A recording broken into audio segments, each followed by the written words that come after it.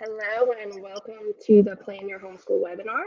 I am Brooke Poston. I'm the owner of Digital Grab Bag, and I am also the blogger behind the Fervent Mama, which is a blog about homeschooling and faith and just encouragement for Christian moms. Today we'll be talking about homeschooling and planning your homeschool, reevaluating your homeschool, and year-round homeschooling. If you're not familiar with Digital Grab Bag, it is a new form of bundled site where we give you everything in grab bag style at very affordable prices. And right now, actually, before we even get started, I want to tell you about the newest um, opportunity, I guess you would say, that we have going on right now. The flash sale for celebrated grab bag is only going to be available for 3 days. It includes over 60 products, over $600 to help you plan out your holiday schedule for this year. And it's $24.95, so that's 96% off. So again, I'm Brooke, I'm the owner, and we're kind of heading this off with the manager of Digital Grab Bag, which is Richie, and our friend from Proverbial Homemaker, which is Tauna. And I'm going to kind of kick it over to them and let them introduce themselves before we get into really talking about planning out your homeschool. So Richie, you can go ahead. Hey y'all, thanks for joining. I'm Richie Soares with Homeschool and Humor and the manager of Digital Grab Bag. And I love doing these webinars with y'all. We did another one a few weeks ago and it was really fun. So we were excited about doing this one with y'all, especially about homeschool planning. Since that's something that we all love to talk about, really, I can talk about it all day. But before we get into all that, I'm Richie, Homeschool and Humor, and my blog is about homeschooling, motherhood, and homeschool travel. Really, it's mostly about homeschooling, though, and you'll find curriculum resources and tips and ideas and homeschool mom ideas and resources there. And yeah, that's my introduction. Go ahead, Tauna. Well, I'm happy to be here. Thank you guys for inviting me. My name is Tauna Meyer. I have blogged forever, pretty much, over at proverbialhomemaker.com. I'm a homeschool mom of 6, ranging from preschool to 8th grade. We're just about ready to go in the high school years, which is super exciting. And, I've been researching all kinds of things. So we have lots of fun. We have a big, loud, crazy household, and we have a good time. So I like to blog about solutions for homeschool moms who maybe feel like they are organizationally challenged, domestically challenged, because that's where I come from. And, if I can homeschool, anybody can homeschool pretty much. We are so glad to have you guys. I know in the comments, we've got a lot of people saying hi and where they're from. I am from Louisiana, where it is like 30 degrees outside right now. Last week it was 80, and then we got a big drop, so we are enjoying our sweater weather. Richie, where are you from? I am in East Texas, so I'm about 4 hours away from Brooke. And just like Brooke, it was 80 degrees last week, and now it's the knee-high boots and cute sweater weather.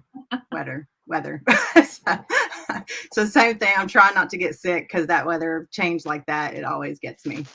What about you, Tauna? I am in beautiful, rainy Northwest Oregon. So I'm over here on the West Coast. And way up north compared to us. Yeah.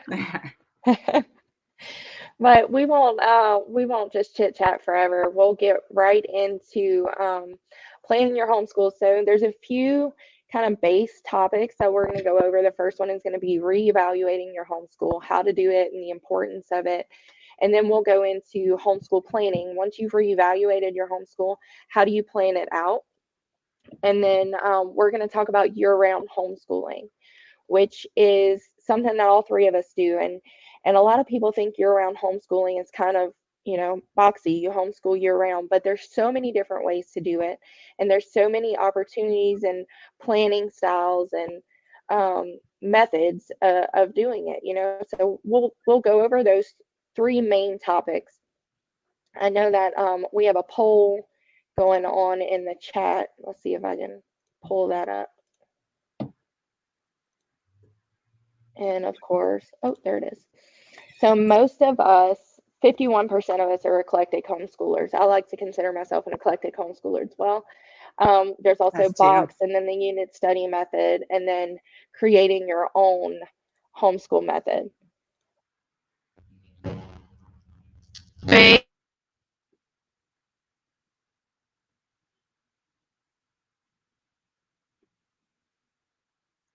Oh, I think I lost you in audio.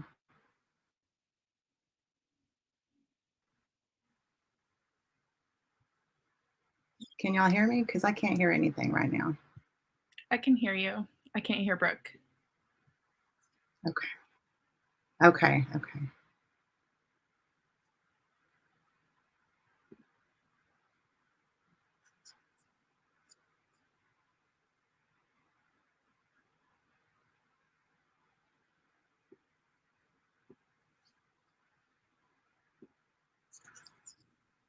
Did we lose her?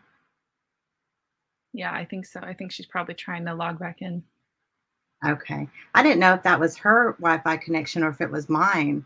But you noticed her glitching then? Yeah. Okay.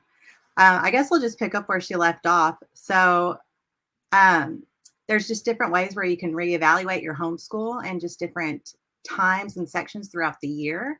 Everybody does it differently, and you can pretty much look at it as you go. Some people grade, some people don't grade.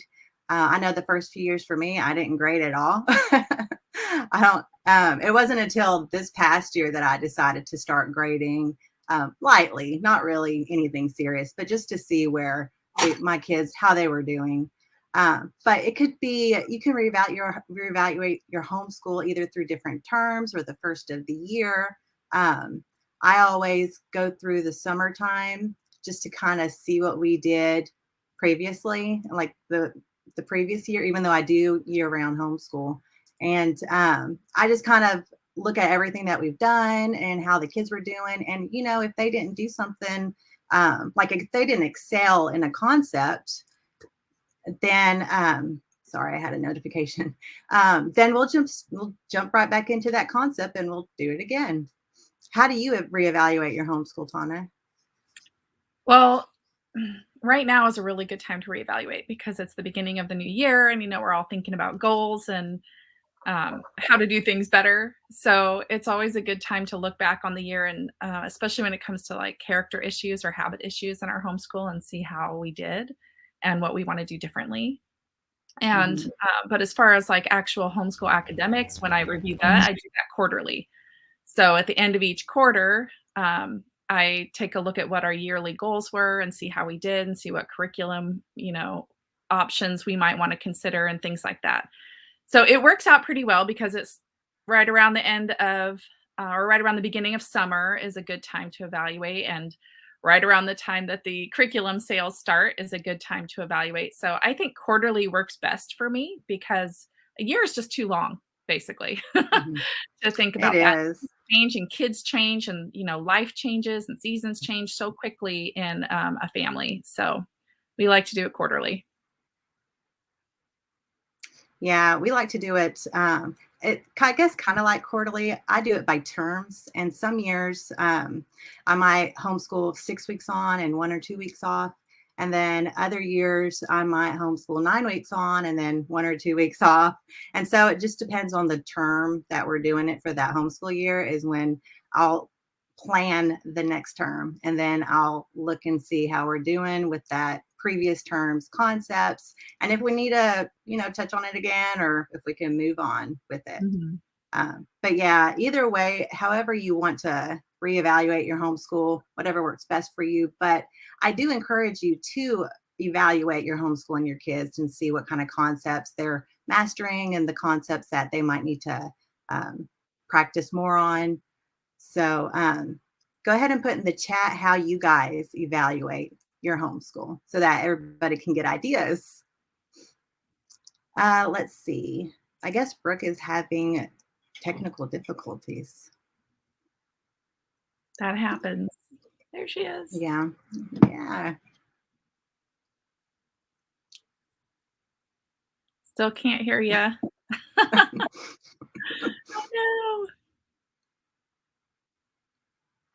Just use hand motions. Yeah. Yeah. No, can't hear you. We're sorry about this, guys, about the technical difficulties. Brooke always has something amazing to say and input, so. Well, I don't know if I shared it with y'all, but I have 3 kids. And so I have an 11-year-old, a 10-year-old, and a 3-year-old. So for a 3-year-old, we don't homeschool seriously, but we like to learn through play. And so with my 11 and 10-year-old, we homeschool pretty consistently. But my 3-year-old, it's more like, I have an idea about what I want him to master and what I want him to do. But it's really light homeschooling. He'll be 4 in March. So he's entering that pre-K era. So I want to make sure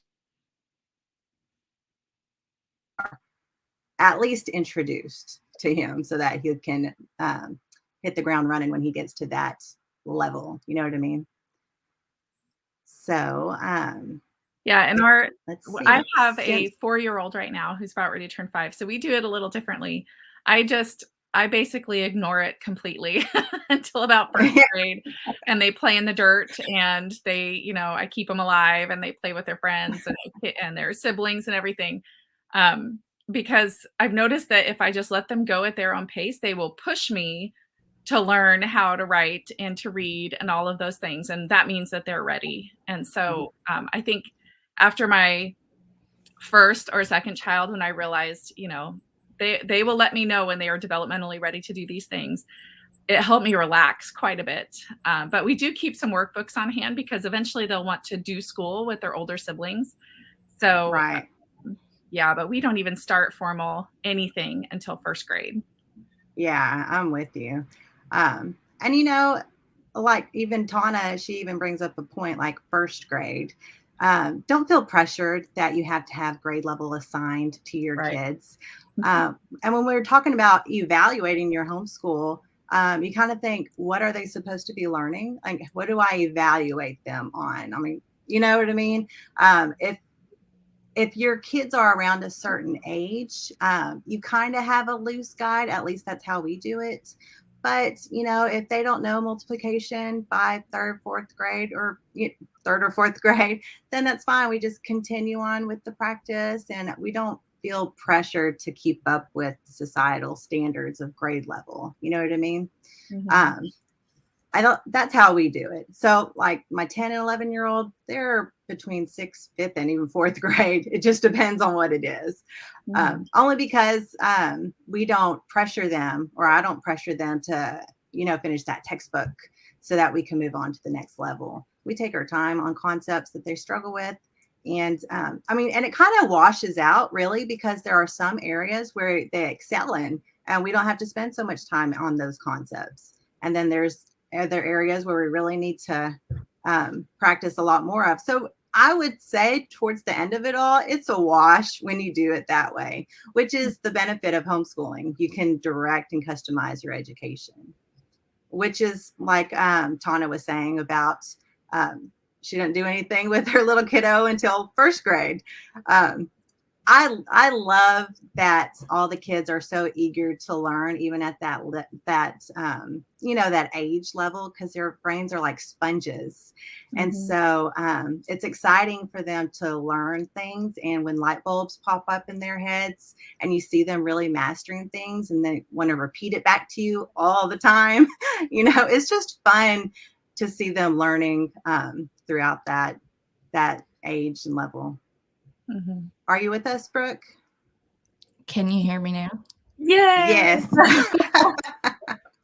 It's about time. I don't have a clue what happened. Just all of a sudden my mic went out. So I have no idea. But I wanted to kind of hop in since I missed that. I could hear y'all and I could see y'all, but I don't know what was going on. So I want to hop in and just kind of say that I agree with everything that was said. We kind of do a mix of all of that too. And when you're talking about reevaluating your homeschool, you reevaluate what you're doing, and you can reevaluate or evaluate your children at that point. And I think that this time, like where we're going into a new semester or we're starting off a new year, a lot of people took time off. It's a good time to go ahead and start doing that. Sorry. It's a good time to start doing that. And ways you can do that is you can look at what's working and what's not. It's the best time to make a curriculum change, which is completely fine to do in the middle of a year or at a new semester, or even if something's not working. I was talking to my husband last night, who he's really hands off on our homeschool. He kind of doesn't know what's going on. And I was telling him, you know, how I looked at everything that we're doing, and my plan is to be finished by this timeline, and, you know, all of that. And he's like, well, what about, you know, you look really behind in this. And I'm like, yeah, but we're not behind because we started a new curriculum, or we finished that already and just moved to the next level or grade or whatever. So, you know, you don't have to put yourself in a box as far as a schedule goes. I'm having a baby next month, our 5th baby. So I know that's going to kind of throw things out for a loop. And how do you plan for that? You know, how do you schedule that? How do you know what your homeschool is going to look like? And that is the beauty of what homeschooling is, you know, that we can schedule around those things, or because we year-round homeschool, we can, you know, in my mind, we kind of do things as they come. You know, I don't really have a very strict schedule, but as long as we start and we finish by a certain point, I'm good with that. You know, if we start by, you know, September 5th, and then we end by July 31st, I'm good with that. You know, no matter how that looks like. And if we finish something early, we just move on to the next level, or we might wait until the next school year or whatever. So that's a good way to kind of judge what you're doing and how it's working, and whether it's time for a curriculum change or a grade level change, or if you've mastered something. But it's also a good time to start goal setting too. Goal setting for your homeschool, like whether or not you schedule, do I want to be at a certain point by this time, or by the time we finish homeschooling, what do my kids' education look like? What standards do I have for them? And before I go into that, we've had a lot of questions in the comment section. So one of them was, Kim said that she evaluates sometimes by term, definitely between each school year. Some people evaluate during the Christmas break. Will there be a replay? Timing difficulties because she's in the UK. Yes, the replay will be available as soon as it takes a little bit of time to process.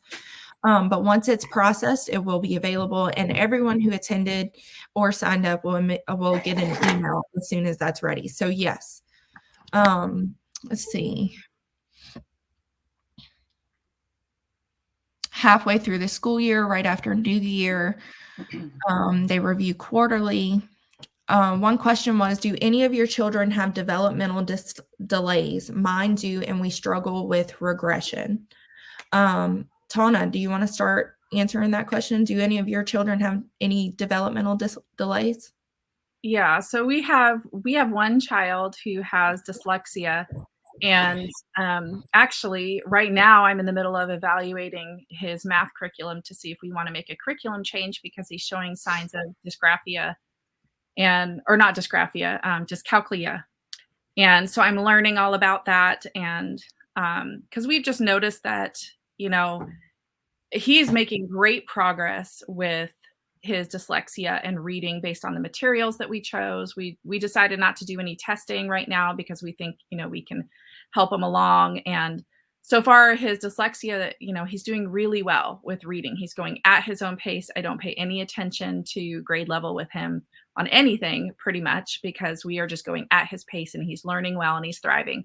But we did start noticing with math that he's able to do the procedures, but he can't seem to grasp the concepts behind the procedures. So he's, you know, very bright. He can pick up the procedure he's supposed to do to get the right answer, but he doesn't really understand the math concepts behind it or the why behind it. So, you know, we've noticed that he can't remember what happens from one lesson to the next, and it has partly to do with his dyscalculia. So we're kind of taking a look at that and how to evaluate it. And that does throw a wrench into things. But what I love about it is that it reaffirms for me why we homeschool. He is Right. in a nurturing environment where we can adjust to his needs, and he doesn't feel less than in any way. And he is growing and thriving and working step by step at his own pace. And he's going to do fantastic. On my end of things, it's a lot of wheel spinning and planning and researching, but I know him best and I know what he can do, and I'm watching him and observing him. So I am so thankful that we homeschool for that very reason. But it does, it makes the reevaluation time and the planning time a little bit more challenging, because we have to handle things a little differently for him and use different materials for him than we do for the other children. So that's the beauty of homeschooling, in my opinion. I am a huge homeschool advocate, and I believe about it like I do about a lot of things. Anybody can do it. It might look different for you, and it might take, you might take a different path than a lot of people, but you can do it if you set your mind to it and you really want to do it. We know our children best. That's one thing that I try to tell any mom that I talk to. They're like, somebody told me the other day, you run a business and you homeschool and you have, you're pregnant, you're with your 5th child, and how do you do it all? We don't. That's just the honest truth. We have to be okay with not doing it all, but we also have to do our best. And that's when it comes down to, you learning all of these things that you didn't have to learn with your other kids, or you may not have to do with your other kids. But the one-on-one time that he's getting with you that he may not get in a public school, or the one-on-one time that he's getting that is tailored fit to his needs. mm-hmm. That is the beauty of homeschooling. And I don't have, go ahead. Oh, go ahead. I was going to jump in and tell a story, but go ahead. No, go. Okay. So this is just a little story, and it's not gonna take a lot of time. But since we're talking about reevaluating your homeschool and we're talking about adapting to the different kids' needs, it kind of made me think about this. So our first year homeschooling, my son, for some reason, and he is actually, we have him tested for, you're talking about difficulties. So he has, I think, some kind of processing disorder. So I think it takes a long time for him to really understand what I'm telling him. And this isn't all the time, but it's a lot of the time. So, but when he understands and gets it, he takes off with it. It's great. Even what we might consider like a simple question, he has to really think hard about, what am I asking him? So we have him tested, and I don't have the results yet, but you're not alone when you are homeschooling with a child that you're struggling with as far as learning disabilities or anything like that. Because all you have to do is adapt to the child. So here's my story. Who I'm talking about. It was our first or second year homeschooling, and he was having like the toughest time carrying over and regrouping in math. And I was thinking, he had the manipulatives, and we were doing the 10 rods and the 100 flats, all that stuff. And I'm thinking all the kids need these manipulatives to learn, and he's not understanding it. I don't understand. And we had the workbook we were following. And at the time, someone is asking about an accredited curriculum. So this kind of applies with that. So at the time, we were using a school in the box curriculum. And according to their timeline, he was way behind. And this was my first or second year homeschooling, so I was still a little nervous. So as far as reevaluating, I just shut it. And this was before we were year-round homeschooling. I just shut the book, and I decided we'll just pick up where we left off the beginning of the next school year. So that's what we did. And a few months went by, and then I opened the book back up so that we could try to master this regrouping thing. First problem, and he got it right. And every problem then on, he just understood it. And I don't know what happened. but we weren't using the manipulatives. Okay. And I was thinking that every child needs manipulatives, and that's not the case with him. And come to find out, there are 3 different styles of learning. Well, some people might have 4, but I consider 3 different ones: visual, hands-on, which is kinesthetic, and then auditory. So with him, he just needs a piece of paper for math, and he loves it. And he excels with just a piece of paper. So here comes my daughter right behind him. Excuse me. And so I'm thinking she just needs the piece of paper. So she was struggling with regrouping, and I'm trying to work with her about the piece of paper, and we're just going on, and I'm doing like drawing things and counting the pictures. But I introduced finally the manipulatives, thinking that it was going to be a one size fits all kind of approach to my kids. And this is when I learned that each kid learns differently. They all have their own learning styles. And Right. so my daughter, she excels at math with manipulatives. And that was the first time where it really struck me that if something isn't working in my homeschool with a child, maybe I should take a step back and reevaluate their learning style and how I can customize my teaching approach to how they learn.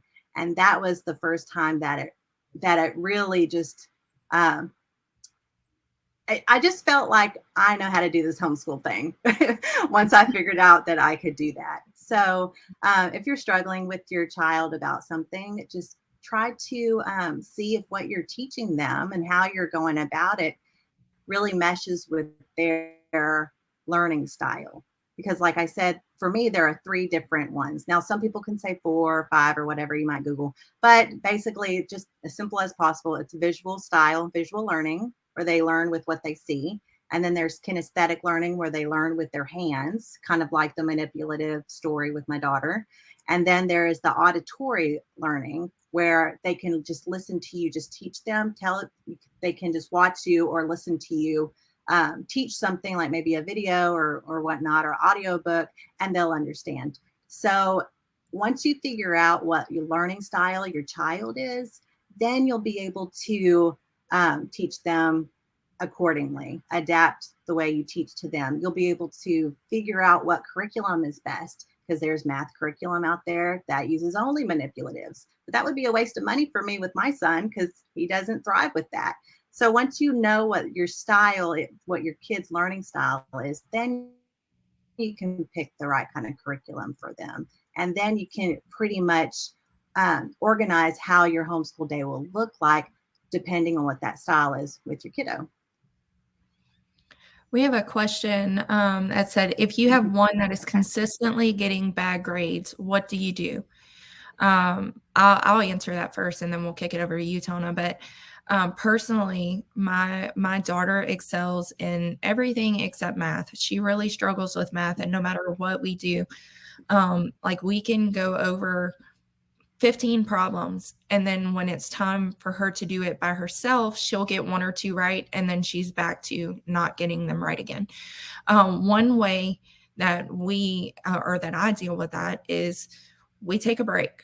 If we need a break from math, we'll pick this up tomorrow, or we'll try a different method, or like Richie said, we'll try on paper, or maybe we'll try with manipulatives, or maybe it's the curriculum, or maybe it's how you're teaching. Maybe if your child can do better with someone else teaching them an online curriculum or something like that. So I think it's just taking the time to realize why they're getting bad grades. Do they actually know it, or are they actually struggling, or what exactly is going on? I know. How you do that. I know homeschool hates teaching math, and so she hires a math tutor. Yeah. Tauna, how would you deal with it if you had a child that was consistently getting bad grades? So, a confession time, I don't grade my children at all. I don't do any grades. The only thing where you would see something like that would be math, because that's the only thing that they really are tested on. And obviously that will change in high school, but right now math is the only thing where they get quote unquote grades. If I see that they're struggling with something, there's a few different ways I approach it. It kind of depends on their age and where they are developmentally, and where they are as far as their ability to focus on something and get something done, their initiative. So, I have one kid who's older, he's in 8th grade. And when I noticed that he was consistently struggling with spelling, we, in spelling, we do a very gentle sort of Charlotte Mason approach until they get a little older. And then if we notice that they are struggling in spelling, then we add something to that. And so for him, I noticed it.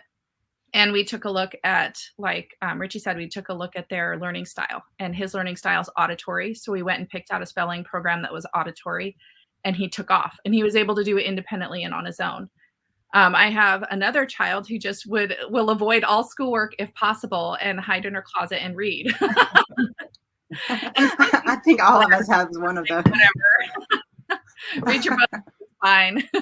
But so with her, it's not a materials issue. It's not a developmental issue. It's just she would rather do anything besides math. She just doesn't enjoy it, even though she's pretty good at it. And so with her, I've had to be more intentional about sitting down with her each day at the table, me and her, where I'm with her, at least I'm near her, and helping her develop the practice of patience and being intentional and being diligent to get her work done.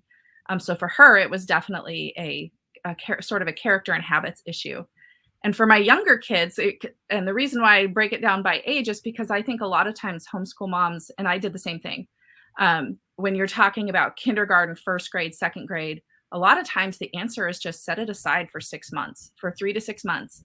And then you will suddenly see that they have grown and matured, their brain has developed, and they're able to tackle things and understand things that they didn't understand before, without all the blood, sweat, and tears of trying to push them through to get the grade. So you kind of just have to decide, observe your child, observe how they're responding, consider their age, where they are, developmentally and habits wise, and go from there. And a lot of it is,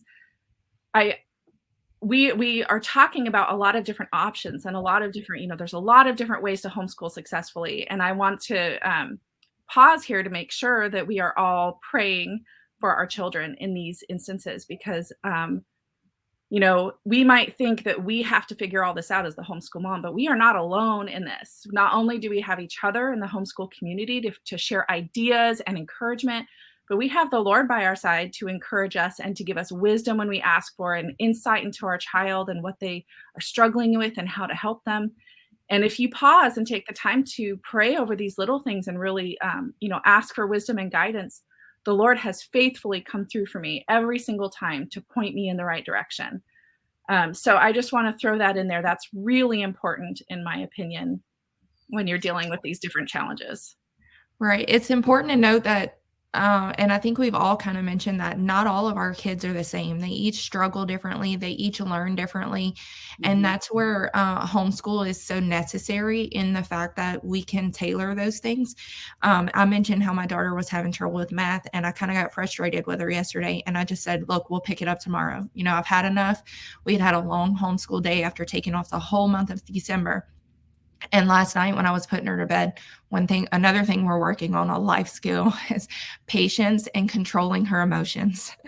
She's 9 and she has been extremely emotional lately. And that's one thing I've been telling her, baby, you have to learn how to control your emotions. When you get upset, it's okay to be upset, but you can't be upset with everyone around you. You can't be upset with yourself. You can't, you have to learn how to, it's okay to be upset, but I'm going to push through it. I'm going to learn how to do this math and not break down because I'm struggling with it. So last night when I was putting her to bed, we go through our prayers, and that was her prayer. Lord, help me to learn how to do my math and to control my emotions. And I think that, that was an amazing point that you brought up, that when we are facing those issues and when we have those times where our kids are frustrated, or when we're frustrated, or when something's not working, that we can take that time to just stop and pray and remind our kids that they can pray for those things too. We're not alone in this whole homeschool thing. I want to bring up that Tauna's Facebook group is an amazing resource of information. If you are not following her Facebook group, I love going in there, her little prompts, and seeing her kids and all the things that she does with them. I'm not a Pinteresty person or a crafty mom, or we don't do all of that in our homeschool, and you can call us boring or whatever you want. But that's not me, but I live through what she does with her kids and seeing all of that. So if y'all, if you are not part of her Facebook group, Richie, if you can grab that and maybe stick it, that link, and stick it in the comments. Okay. If you're not a part of her Facebook group, you need to go do that right now, because it is so encouraging. And that's the other thing I wanted to talk about was I don't have anybody. I'm a first generation homeschooler, and I don't have anyone locally that, we have a small group of people who homeschool, but, not full on, or like the next town over started a Christian school. So a lot of those people are now sending their kids there. So I kind of homeschool by myself, but I have friends, online friends who homeschool, or I'm part of Facebook groups, or, little clans of homeschool people online where you can get that encouragement from. So that's another thing I did want to mention. There's a couple more comments that I'll go over really quick before we kind of move into how we actually plan for our homeschool. Let's see. Praying for our children and for wisdom when homeschooling. How encouraging that was, Tauna. And then, let's see.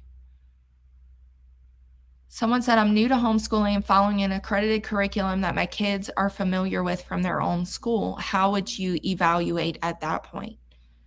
Tauna, have you ever used a box curriculum, or have you gone kind of eclectic the whole way? No, I don't know. I have some kind of aversion to box curriculums because they tell me what to do, and I like to do what I want to do. And they can have so much stuff to do. I know. But the thing with box curriculum is I do know lots of homeschooling mamas who use it, and they adjust it to their needs. So it just really depends on what it is. As far as, I don't worry at all about accredited or non-accredited. The only reason you would ever need to worry about whether or not a curriculum or a school was accredited is if you are planning to put your children back into public school. That's just really the truth.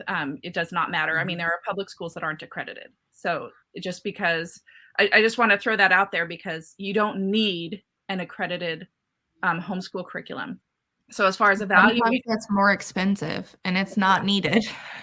Right. Unless you are, there are lots of new homeschoolers that came out of the public school recently, and they're planning on putting their kids back in, and then you might have to consider it, but that's usually depends on the school district that you are in. And so you need to double check with them.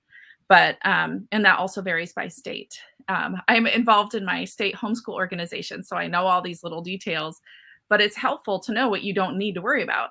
So those programs usually have evaluations built into their system. So you can usually use those to figure out how your child is doing with it. If they aren't doing well, or they're struggling in certain areas, I would see if you could supplement. Or if you don't need that accredited program, you're not planning on going back to public school, or it's not necessary, I would consider a switch to something that's a little bit more flexible for your needs. So that's kind of what I would say. If it's an accredited program, it has evaluation built in, and I would just take a look at that and see if it's fitting your family's needs. Right. We, when I first started homeschooling, like I said, I'm a first generation homeschooler, and I have no friends who do it. So my immediate thing was, I wanted a box curriculum. I want to know what to do and how I should do it and when to do it. And I need a schedule. I don't even know what my kids should learn, any of that. So I went straight to a box curriculum, and our first 2 years of homeschooling were terror. They, I thought I had to do everything. It was unaccredited. They had an accredited version, but I knew that I didn't need it. So, but I thought we had to do everything. And there was so much paperwork, and there was so much of, just everything, that I was overwhelmed. And it really just didn't work out for us. And when I was doing one of those evaluations of, okay, what can I do to make homeschooling fun? What can I do to feel like when we sit at the table, there's not going to be tears because I'm pulling out the homeschool stuff, Yeah. And so I think that that's one thing to look at, is to know if you need that accredited curriculum. And if not, and you still want a box curriculum, just move to the unaccredited portion. And that way you can decide what is necessary and what's not, or you can supplement, or you can, add or take away at whatever point. Because while I still feel like I kind of need that structure, I don't do it just because box is too boxy for me. I wish there was something that was less boxy, but still had the schedule. But that would be my advice, is to, if it's working for you, great, use those evaluations. And if you're using a Becca or Sunlight or something like that, their websites will have evaluations for you to use, whether they be printable or not. We don't do grades in our homeschool either, but I know that accredited programs have you turn in that information. And so if you're seeing your children are struggling with it, maybe reach out to their help team and see how you can do better. Richie, did you have anything you wanted to throw in there? Just the fact that that you can change curriculum is really good, because when I started with K-12, which is a school in a box curriculum. I thought that was home. I didn't know that you could change curriculum, or that you can customize your own curriculum. I didn't know any of that. I thought K-12 was homeschool. I thought everybody that homeschooled with K-12. So just knowing you can switch curriculum is really great. Really, when you want to evaluate your homeschool, you need to know your goal, like Brooke was saying. So as long as you know what your goals are by the end of the school year, then that's how you can whether you're going to accomplish those goals, or you're getting closer to those goals, or if you might need to be doing something else. So that's really all my input for the school in the box one. They can have a lot of information for you to have to do, so it can be overwhelming. But then again, they give you everything that you need, and they have that schedule already laid out for you. So, and just like Tauna was saying, though, you can customize it to fit your family and your needs. So don't think you have to finish that textbook or finish that curriculum in order for your child to go on to the next level. Right. Yeah. I would also throw in, I want to remind all the homeschooling mamas that there's no perfect homeschool curriculum. So we're all on this quest to find the perfect homeschool curriculum, and it just does not exist. There are pros and cons to every single one. Like we've already talked about, your kids will need different things. You will have different teaching styles and things that work best for your family. And a lot of it is a journey. You are learning a lifestyle of homeschooling and learning together as a family. And, you just kind of have to, it is a little overwhelming how many options there are, but there are tools for narrowing it down, like what style and method and the learning styles and things like that. But a lot of it is just observing your children and praying about it, and, making switches where needed. Change will happen. So don't stress out about trying, you have to find the perfect curriculum right now. You just don't. And your kids will still be wildly successful in their homeschooling journey. Right. I know that, Tauna, you talked about how you don't start until first grade, actual, curriculum. And I told someone that the other day, and they was like, oh my gosh, are you serious? Like they could not get over, because that's what we do. Yeah. And of course my kids love reading. All of my kids do. Lucky you. They'll go to bed early just so they can read a book before they go to bed. Oh my. That's great. We start phonics early. Like we do phonics and reading and vowels and things like that. I start throwing in before we actually start school, because I feel like the longer we can take time to focus on that and actual reading, then the more independent they can become when we actually start school, because they can read and they can process and they can understand. And it also gives me a little time to say, okay, go read a book. or, go do something, because we don't do a lot of TV time or anything. But it really looks different for everybody, and there's no right or wrong way to do it. There's no perfect curriculum. There's no perfect schedule. We all three homeschool year round, but we all three have different schedules and different ideas of what that looks like for our homeschool. So there's always something new, whether you consider, I was reading through the comments a second ago, and someone said, this is our 7th year and I'd like to consider myself a veteran, but I still find it challenging at times. I do too. We all do. There is no, me and my husband were talking the other night, and it was about a completely different situation. But I said, it really irks me when people act like, I've been doing this for so long, I've got it all figured out. And I was like, there's no way. Like, there's always something to learn. There's always something to do. There's always some way to be better, or to change, or to acknowledge someone else. There's always a way to be better. So if you're discouraged today, don't be.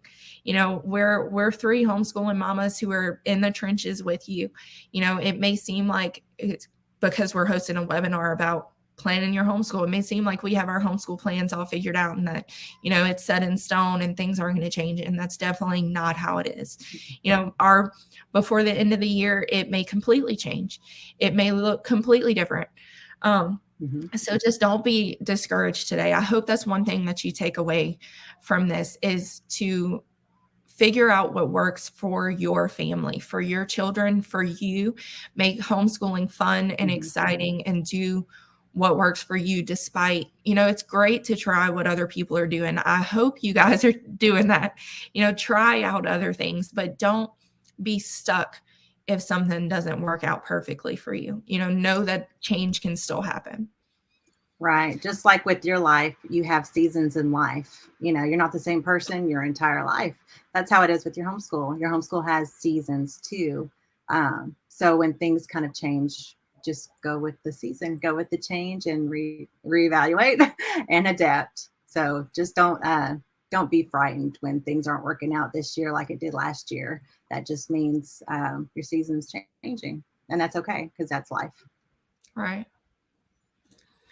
So we'll go into, we've taken a lot of time. Golly, we've taken a lot of time on that first topic, but we're going to go into homeschool planning. We still have a lot of people staying with us, so I'm hoping you all are enjoying this as we move through it. Remember to keep asking your questions in the comments or in the Q&A. Answer the polls that we have going on. Let's see, before we get into homeschool planning, I polled the group and asked them, what planning tips do you have for moms? And I'll read a few of them. Work with your child's interests.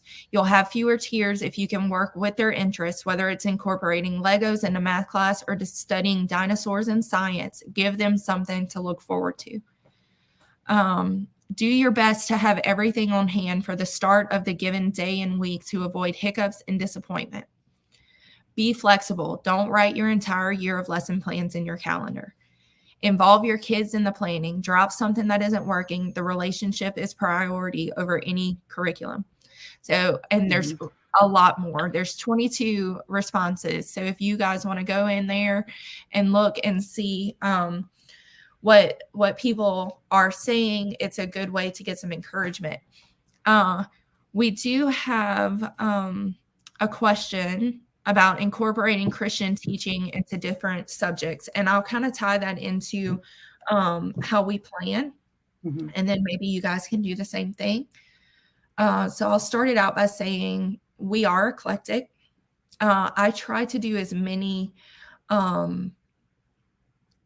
teachable things together, like that curriculum that we can teach together. For example, we use Knotgrass history, and my kids are pretty close. My school age kids are pretty close in age. So we're able to do levels together, and then they each have their own workbook that they have to work through. But we do have like math and spelling and things like that are separate. So when I go into homeschool planning, I basically look at, this is how many lessons that we have. This is, or I'll start Johanna is my oldest. So I list out what our planned curriculum is and how many lessons that it has and what we need to do each day in order to finish. And then when we reevaluate, I say, okay, well, we're 30 lessons behind in math because she's having a hard time. This is what we need to do to finish at this point. So it's a very loose schedule. It's all handwritten because we are eclectic. I'm able to just kind of pull. We are like 2 lessons ahead in handwriting and like 2 levels ahead in some other subject. And then we've completely done another level or grade in somewhere else. So it's all just going to depend on what you use, what curriculum you use, what style you use for how your planning goes. But I know that some people use like Google Classroom or Trello, or Tauna has a whole system that she uses. And I'll put that up when she goes to talk about it. But it kind of just all depends. And so as far as planning goes for incorporating Christian teaching in different subjects, we only use Christ-centered curriculum. That's my preferred choice. If there's something, how do I want to say that? I believe in teaching what the world believes, because I think it's important for our children to have that foundation of, look, they believe this way, but this is how we believe, and this is why we believe it. So I choose to only use Christ-centered curriculum. But you can also use any curriculum, and as long as you know how to, this may be the wrong word, but combat it with why you believe what you believe. So that's what I take into account. And I take that into account before we even start the year, because I want everything that we do to point back to Christ in all of our subjects. And whether it be handwriting, we use a reason for handwriting, which is all Christ-centered. Not grass is very Christian-centered. We use our math, I think, is like the only thing that is not a Christ-centered curriculum. But that's how we incorporate it, and that's how we plan. I go by a very loose plan, and that gets evaluated. And as long, like I said, as long as I start and I end by a certain date, I'm fine with that. Tauna, how do you plan? So at the beginning of the year, which for us is July. So at the beginning of the year, my husband and I, one year, we sat down and wrote our vision or mission statement for our homeschool. And so every year we go back and revisit that and tweak it, or even just talk about it and pray through it and leave it as it is. Especially in recent years, we've refined it enough. But that really helps us to see everything kind of points back to our North Star, which is, to raise children who know and love the Lord and who are well equipped as best as we can make them to go out into the world and do His work that He has called them to, and those kind of things. And I can share with you guys, I would have to go look it up, but I could share a link or something. Maybe I'll share it in my Facebook group about what our mission statement is. But we start there, and then we use our rhythms and routines homeschool planning system is what I go through every year. And so we start with our vision.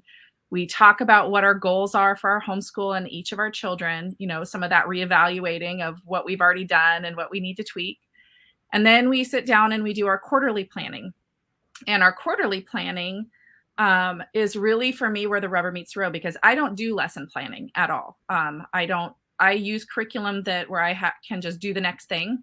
So I don't have to do lesson planning. And it is so freeing, you guys. I just write down what we actually did. That's what we do. So there are no empty check boxes. It's so fantastic. We just write down what we actually did. But our quarterly plans are where I'm looking ahead and deciding what do we want to accomplish. And so what I kind of like how Brooke talked about, if I know my 8th grader needs to be in a certain point in his math book by the end of that quarter, I'll just jot down on our year at a glance calendar where he should be by the end of that date. And then when we get to that date, which is our quarterly kind of check-in, if he's not there, I make adjustments, or if he's ahead, I make adjustments. So that having a sketch for the year, blocking out our vacations and breaks and things, because like I said, we homeschool year round. And so we will block out our vacations and big breaks. I make sure we have enough breaks in there. I used to try to do this 4 weeks on, 1 week off, or 6 weeks on, 1 week off. And it was too restrictive for me.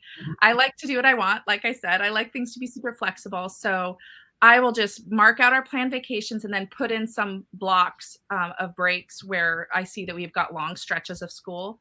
And I can adjust that whenever I want, but that gives me sort of idea of how many weeks I have in the year to work with as far as lessons. And the only lessons I pay much attention to as far as where we stop and start are math and then history, because we do history all together. And so I'll just kind of jot down on that year at a glance calendar in our rhythms and routines planning system where we should be at the end of each quarter. And then each quarter I'll go back and say, okay, how are we doing?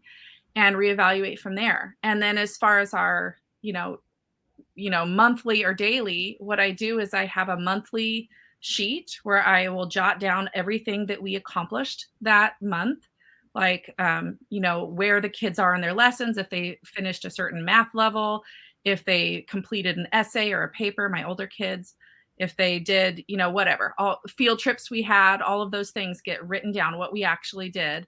And then on the other page, I'll write down just memories and prayers that I have for my children based on our homeschool experience that month. And that has been really precious to me as a homeschool mom, and it keeps my focus where it belongs.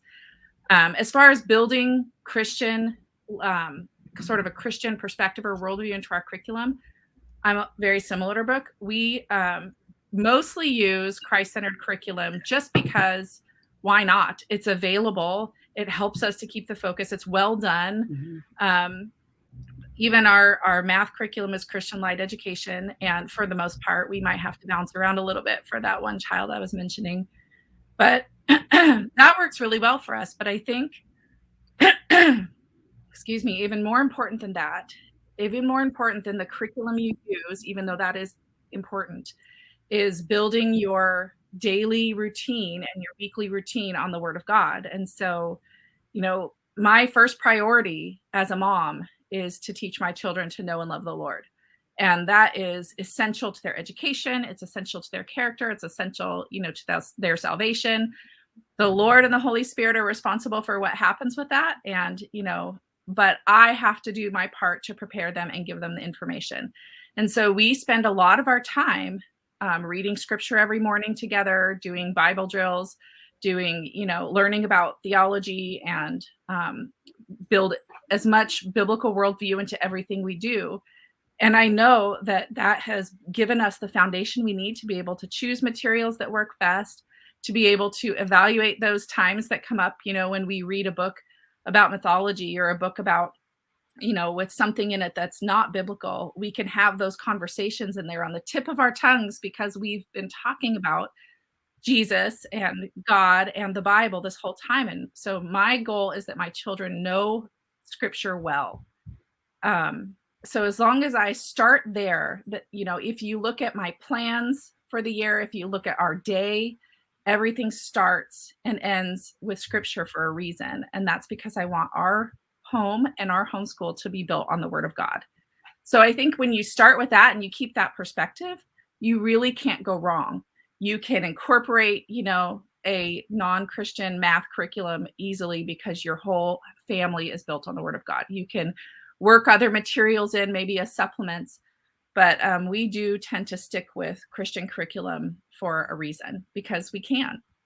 Right. Yeah. Before we move to you, Richie, we had a specific question for Tauna that said, can you talk about how you set your vision for the year? Is that in any of the planning resources that you're offering? Yeah. So the Rhythms and Routines Homeschool Planning System has that in there.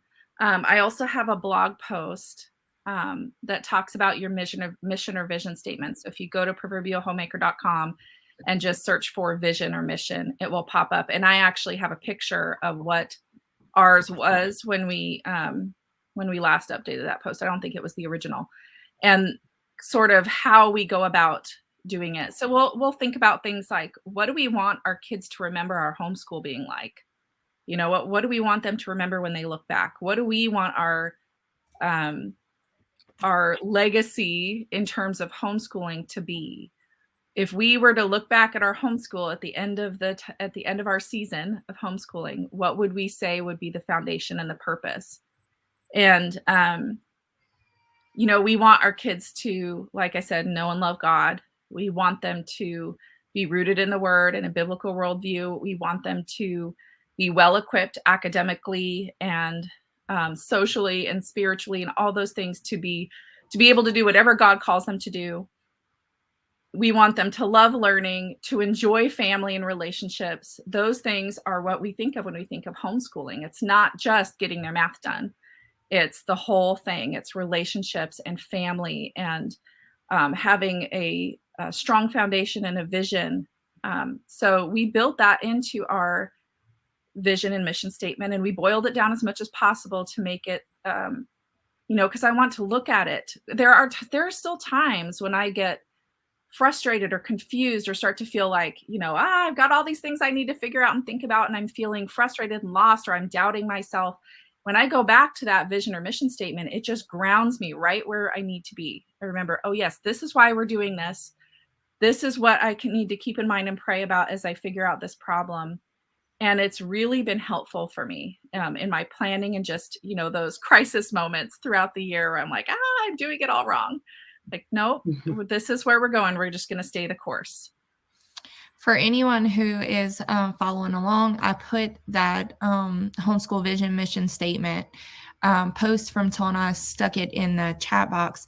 But Tauna is also offering 20% off of planning and organization resources to all of our readers. If you use the code New Year 2022, it's the current offers at the top of the chat, and it's also a little slide out down at the bottom. But she is also offering a freebie for our audience, which is the loop scheduling templates. Before we go on, I think you might have mentioned that, but if you want to just tell us a little bit more about that, what that is, before we go on. Yeah, so I love loop scheduling. It's like my favorite thing. Me too. And the reason is because I don't like to feel like, I don't like to have unchecked boxes or to feel like we have to cram everything into our days or to feel rushed or whatever. So for me, loop scheduling was really helpful because, you know, I was stuck for a while with, well, we didn't get our science done, or we're behind in math, or whatever it was. But really, I realized what I wanted to do was just make progress. I just make progress. So loop scheduling is really helpful for that. So each of our children that are old enough to do this will have their own loop schedule that's laminated and posted to the wall, and it will have the things they need to do every day, which is a short list. And then it has a loop schedule. So they do the next thing, one thing on that list. And so, for example, their daily things might be, you know, math and piano and reading or whatever. And then their loop schedule might be, for my 8th grader right now, it's robotics and logic and Latin. And so he just does the next thing on that list and checks it off. And so this is really helpful because if the whole day falls apart or the whole week falls apart, you don't have to worry about it or stress about it. You just pick up the next day where you left off, and you don't have to worry about erasing lesson plans or readjusting anything. You're making progress, and then you can go write down at the end of the month what you actually accomplished. So I use that myself for my own project planning. I use it for my housekeeping. I have a daily list and a looping list. I use it for everything, and it's really flexible. You could do just one thing on the looping list. You could do 2 things. You could do it in any order. You could go in order. It's been really helpful for our homeschool. So I highly recommend going and checking out that offer and that post. It will explain how to use it. I think there's a video attached to it too. If not, I'll go look. But yeah, it's been a great tool. I think we lost your audio. Can you hear me now? Or can you?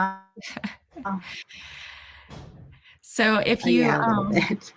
If you click the little claim here button, either at the top of the chat or in the little pop-up box, it will take you directly to Tauna's website where you can claim that freebie.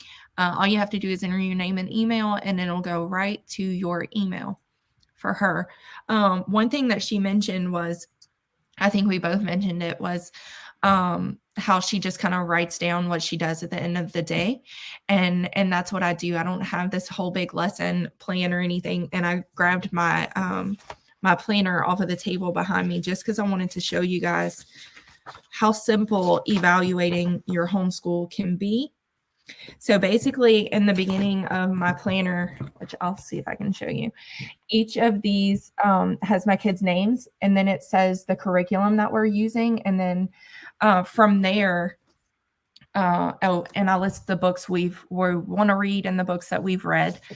And then I just did our evaluation in January, and it's just a bunch of scribbling is really all it is. I said, I want to be finished by this certain date. This is how many lessons we have, and this is what we have to do to finish by this date. And I give myself a wide range, a wide space. Like I said, we homeschool year round, and we pastor a church, and then I have 3 businesses that I do. I have 5 kids, and we homeschool. So I don't write a whole schedule out of what we do, and I just kind of write down what we do each day, which I'll show you how simple that can be. If I can find my January calendar in here. And this is just a planner that I made online. It's a plum paper planner. So this was yesterday because we haven't done school today. And the first line is my daughter, and the second is my son, and then the third is what we do as a family. And I just wrote down in master books, we did pages 19 to 24. In her handwriting lesson, we did lesson 2. In Fix It Grammar, we did week 6, and then what we did in math. And that's basically all we do. As long as, like I said, we start and we finish by that date, we are very loose with how we do that. Richie, how do you plan your homeschool? Well, the first thing I do, since we're year-round homeschooling, is I decide how many days I want to homeschool. So right off the bat, I know I want to homeschool about 180 days. And from there is when I determine my terms. So right now, I like to spend half of my morning on Monday.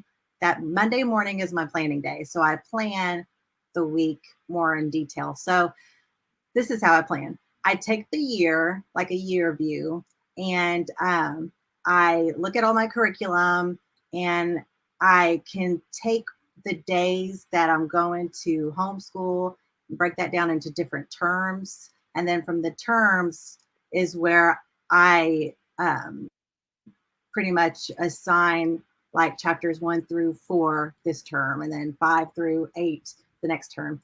I don't write down what I do. Unlike Tauna and Brooke, I don't do that. I plan my year at a year view level. So I know like the months, like a topic for different months, what I want to focus on. And then from the year view level, I break it down further into like a month or a week view level. So actually, do I have the ability to share my screen real quick? I'm not sure if I do, but I pulled it up just to kind of show you what I use Excel first to do a year view. Do you see the little buttons at the bottom? There should be, I think it's the 4th button that says start sharing screen. Okay. Yeah, here we go. Let's see if this will work. Okay. Can you see it now? Yeah. Okay.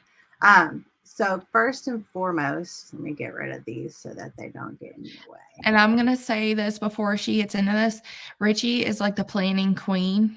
Like I said, she's the manager of Digital Grab Bag. So she plans out all of this stuff. And that's why it's all pretty and color coded and everything. I wish I could be this person, but I am not this person. I love planning. I love to know where I'm going. It just helps me with my tasks. I don't know. So first, I just do a year view plan, and I use Excel, and I just write down what we are going to be doing for different subjects. So let's see. I just plug in on some subjects like math or whatnot. I look through each curriculum to see how I would divide that up throughout the year, pretty much. Things like science or history, I have an idea about where I want to go with that. For example, we're going to do the explorers, and then colonial era, and then through there, it's just my direction. Since I'm eclectic, I customize my own homeschool. So I use different curriculum to fit the subjects. And then for history and for science, I pretty much use a curriculum, but then I add in my own things. So I use Excel for a year view level, basically. I even go as far as to write different books that I even want the kids to read, just so that I have something on paper. Now, if I don't hit all this, then I just don't hit all this. But it's a loose guide. At least I have some kind of plan, on paper. And then use Homeschool Planet. So I put in for each subject. I plan by term more on a loose monthly, weekly kind of level. So I every term I'll stick in like the chapters, like for math, or the chapters for like Bible, and so on. So that's how I plan with that. And then, so that's a year view, and then that's a month view or a term view. And then every week, I go in every Monday morning. I look to see what on our Homeschool planner, I look to see what we're doing for the week. And that's when I plug in different activities, and I sign activities or sign certain books or supplement activities for the subjects or what we have going on. So I might use Homeschool in the Woods to spearhead our colonial era. And then I might add in different worksheets or videos or hands-on projects, even though Homeschool in the Woods is a lot of hands-on projects, to round out my homeschool for history.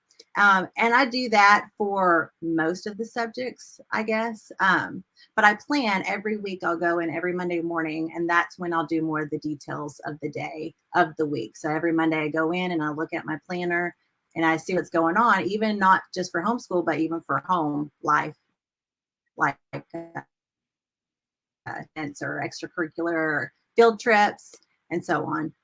So that's pretty much how I plan. I just kind of do a year view look, and just like for Bible, for instance, I might go with a Bible curriculum, but I might also just decide we want to study the fruit of the Spirit for these next few months. And so I'll stick that in there for something like this. So this is pretty much how I plan.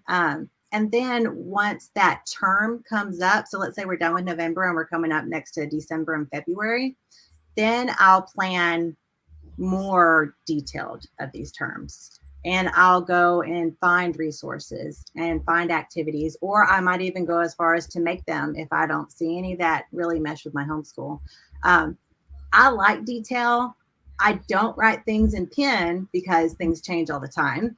And I don't plan my entire year from beginning to end. I don't do that either. But I do year-round homeschool. And so when my September begins, we won't be done until the end of August. And by doing that, remember, I already decided I'm going to homeschool 180 days. So by doing that, I know how much time throughout the year that I can take off, which let us take off the entire month of December, like Brooke did. So this is how I plan, and how I incorporate Christ-centered resources is I have a Bible time. So I make sure that we do study the Bible. And then for history, I like to incorporate the Bible for history. And a few years ago, we used master books, like somebody commented, which is a Christ-centered a religious curriculum, and that's fine too. If we use curriculum that has that's religious, then that's fine. If not, then that's still okay too. Then we plug in our own. But I know for September through November that I'm going to be doing certain activities that focus on Bible. That's our Bible focus, kind of like Bible study, but all year long on different months. So don't feel overwhelmed by this. I don't follow it from A to Z. I don't do that, but it serves as a loose guide. And how I know what my kids will study for the year, is I use core knowledge series, and that is like they have a scope and sequence there. They use that a lot in public schools, but for me, they have free curriculum that you download, but they have a scope and sequence that tells you which concepts to, like, for each grade level, what concepts for what subject the kids should learn, I guess, for that grade level. And I use that as like a loose guide for me to know what concepts my kids should learn that year. And they have curriculum that's completely free to download that goes with their scope and sequence. And I'm not just talking about a couple pages. I'm talking about full teachers' manuals, student handbooks, like full curriculum that you can download for free that matches everything they talk about in their scope and sequence for all the concepts, for all the subjects. And I think it's from pre-K to grade 8 is everything they cover in core knowledge sequence. If you want to look more into it, it's coreknowledge.org. But that's what I use. I love it. I use coreknowledge.org in addition to Year by Year Home Learning Year by Year by Rebecca Rupp, RUPP. And you can get that off of Amazon. And that also tells you different concepts and topics for each subject, for each grade, that you can teach your kids. So you kind of know what to teach your kids for the grade levels. And in addition to Home Learning Year by Year, and in addition to Core Knowledge series, I use those two to make my plan for my year view plan. But to know what books to plug in for different subjects and so on, I use Books to Build On. That's a book that I use. And in fact, Core Knowledge wrote that book and published it, and you can get that on Amazon. So it's called Books to Build On, and it goes through every subject, every grade level, and it tells you what books that you could read for every subject, every topic in a subject for however old your kids are. It's a book, and it's so cool. It's filled with all kinds of really neat books, like from picture books to autobiographies, from fiction and nonfiction. It's a really cool book. So those are the 3 tools I pretty much use to plan my homeschool. But even though I do it at a year view like this, I don't detail it all the way down.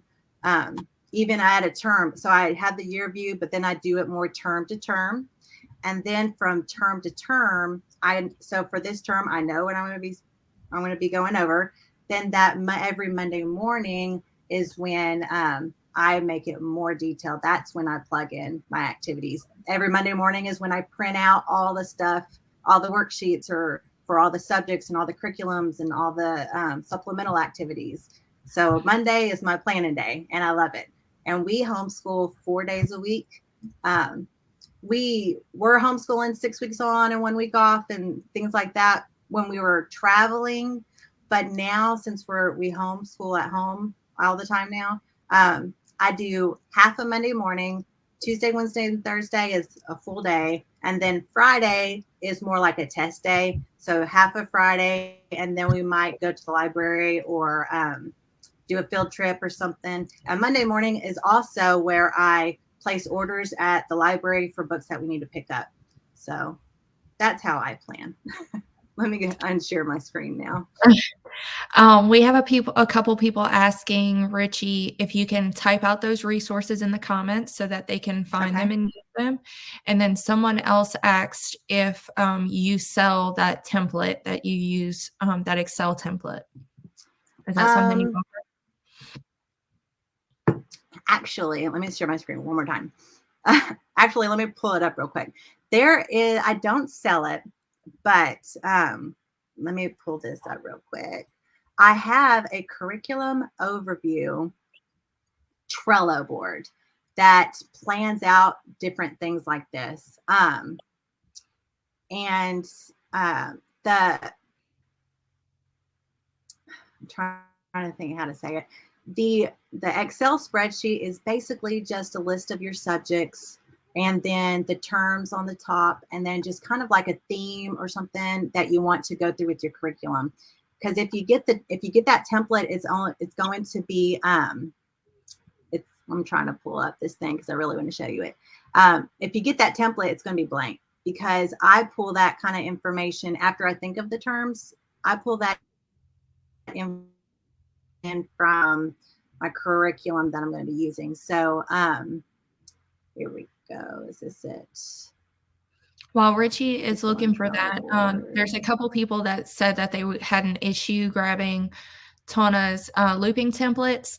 She put her email in the chat box. So if you're having that issue, just send her an email. She's going to fix it as soon as she can. Obviously, we're live right now, so she can't fix it right now. I'm sure she's probably working on it. But if you want to send her an email, and she will get you those looping templates to you as soon as she can. Well, I can't find it, but you can actually, I wrote a guest post for Brooke on her blog, and it's how to plan your homeschool with digital resources. I don't know the URL for it, but in that blog post, I wrote 5 different digital resources you can use to plan your homeschool.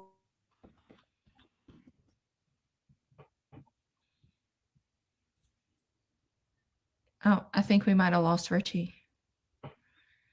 Do you see her, Tauna?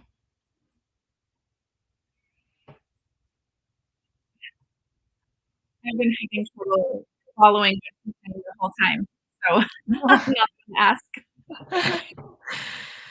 I just want to in real quick and say, I love looking at what homeschooling mamas like Richie can do. I can't do any of that. That would kill me. And what I love about this, the 3 of us here, is that we are so different in how we do planning and organizing. Like, I don't even write down, you showed your planner where you wrote down what they did each day. I don't do that. I go back at the end of the month and I write down, they finished their math to this point, or, they finally had an aha moment with, reading this book or whatever it is, or he finished this book and this book, or he wrote this essay. And so I do it by month. I do it even more loosely. And some of that depends on our personality, and some of it on, maybe our state laws and things like that. But what I love about this is we all do it so differently, and we all homeschool successfully. So we can point these mamas to, here's 3 very different ways of doing it, and it's all successful. And it's okay if you're not super organized and a big planner, and it's okay if you are. Those are, there are resources and tools and bloggers out there that will fit those needs and personality types. So I just love that. Right. I wish I could be that crafty person like you, and I wish I could be that schedule person like Richie, but I'm just not. I don't enjoy those things. So we do them very seldomly in our homeschool. But we do other things. Like, I love field trips, and like I said, we travel a lot, whether that be for revival or for camp meetings or for youth camps or whatever, because we pastor. We do a lot of traveling. So planning out a year for me just doesn't work. I have to. And then I like how you said that you do the end of the month, but I wouldn't remember where we started and where we ended at the end of the month. Like, I was telling Richie the other day, I am a person now that I have to write it down. And then if I do not cross it off of my list, I'm going to do it again. So I'll forget to write down what we did. And then my kids will be like, I think we did this already.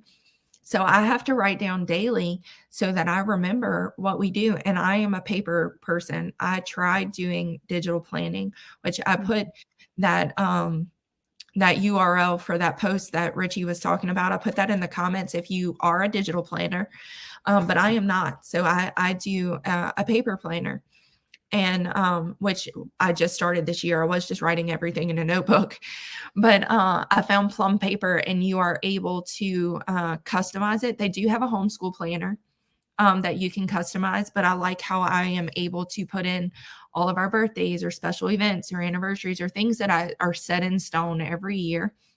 I can automatically put that into my calendar, and then I can adjust what it looks like, and then how many kids I have, or if I want to mark it as a family. Like I said, it's already printed when it gets to me. It already has all my kids' names and everything in it. And then each day I just write down what we do. So it looks different for everyone. I know that you can use just a regular paper planner if you wanted to, or let's see, Richie's trying to get back in. I was trying to see if I could help her. Or you can use a digital like Homeschool Planet or Google Classroom, or those templates that Tauna has, which are printable, but you could use you could make your own digital version of that. It just depends on what works for you. And again, that's the versatility of homeschooling. That's where we're able to do what works for us and still be successful. There's a few things. Let's see. I asked in the poll, what questions do you have about homeschool planning? And we'll go through a few of these. What age and when did you guys decide to homeschool your kids? Personally, it was something that I knew I was going to do. Once we had kids, the schools in our area are not very good. I went to the schools in our area, and I knew that that's not where I wanted to be, where my kids to be. So we started with my youngest. I did preschool with her, and now working on our fifth child, we start at first grade. So it's usually around the 5 or 6 age range that we'll start with first grade. And then like I said, before we do first grade, I do focus on phonics and reading. When do you start or when did you start homeschooling? Was it something that you had decided before you had kids, or did your kids attend public school, or what age were they? No, we homeschooled from the beginning. We knew before we got married we were going to be homeschooling. And it's interesting because we have one family in our family, one of my cousins, who's homeschooling. But before that, we didn't know any homeschoolers. We just saw these amazing homeschool families and amazing homeschool kids, especially my cousin's family. And we're like, we want that. We want that for our family, where they enjoy each other. They are together. They are not, shipping their kids off, because the years go so quickly. And I knew that even ahead of time. And we also wanted to build a biblical foundation for our family. And we felt like that was the best choice. So we've homeschooled from the beginning, and we start in first grade as far as each kid. Although I did have one kid that was kind of more advanced and eager. And so he started earlier just because he wouldn't leave me alone. But yeah, we tend to start a little bit later. Although, with my first one, my first homeschool conference I went to, he was only 2 years old. And I remember the one of the college booths at the homeschool conference are like, "How old are your kids?" And I'm like, "Oh, he's 2." And he just laughed like, "Well, you have a little while." But it was really helpful to go because I learned so much about homeschooling and the options and the vision for Christian homeschooling. And it was such a blessing. So we've gone ever since to those conferences for that boost of, encouragement and Christ-centered focus. But yeah, so I started earlier with him, and that was fine too. Start when you want, as long as you're not crying about it and your kid's not crying about it. Start when you want. Hey, you're back. Hi. I'm so sorry about that. I was in the middle, and then I thought you were doing something with the screen, and so I kept talking and talking and talking. You've been a little glitchy. Me and Tauna both said you've been a little glitchy on and off for a while now. Oh. So, and I think we just ended up sorry losing about you that. eventually. Yeah, I don't know why. I'm so sorry. That's okay. And we've Tauna's the only one who's been on top of her game with staying on board. Yeah, it's all skill. Like I didn't even do that. Another question we had in the chat is when you homeschool year round, when do you typically start and finish a grade? Do you ever take longer than a year to do a grade? For me, my daughter is in 3rd grade math because she kind of struggles, but she's in 4th grade reading. And so like we just do whatever works. Like I said, we're 2 levels ahead in like handwriting because my kids love it. So they'll do 2 or 3 pages or 2 or 3 lessons at a time. So we don't typically go by grades. We just, if like I said, we have our start date and then we have our end date. And if we finish really early, we might move to the next level. Like I let them go to the next level in handwriting.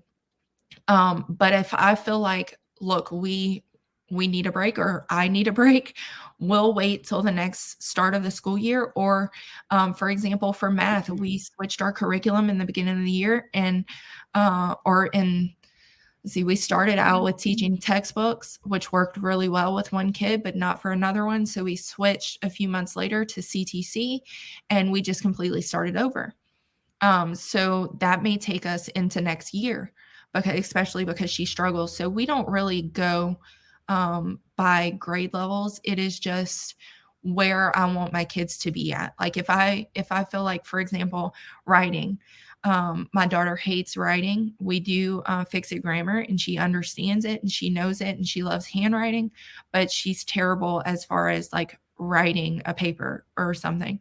So my goal is to have her be able to write a, 3-paragraph essay by the end of the year. And whether we finish our curriculum, that doesn't matter. But if she's excelled in that skill and if she is shown that she's working towards it, then it may take us longer than that period, if that makes sense. What about you, Richie? Do you typically start and finish a grade in 1 year? I guess that just really depends on the subject, really. I would say no. I would say no. I don't. I would say that we don't ever finish hardly anything. But then when we move on to the next school year, we begin a new school year because everything that was already taught the last school year is also being taught the next school year, but they're reviewing things usually, and then they move on to newer concepts. So as long as I know that the concepts are mastered, we just move on with life and we just keep going. Because normally, like if you haven't noticed, all the subjects, they teach the same things, except they might introduce another concept in the next grade level.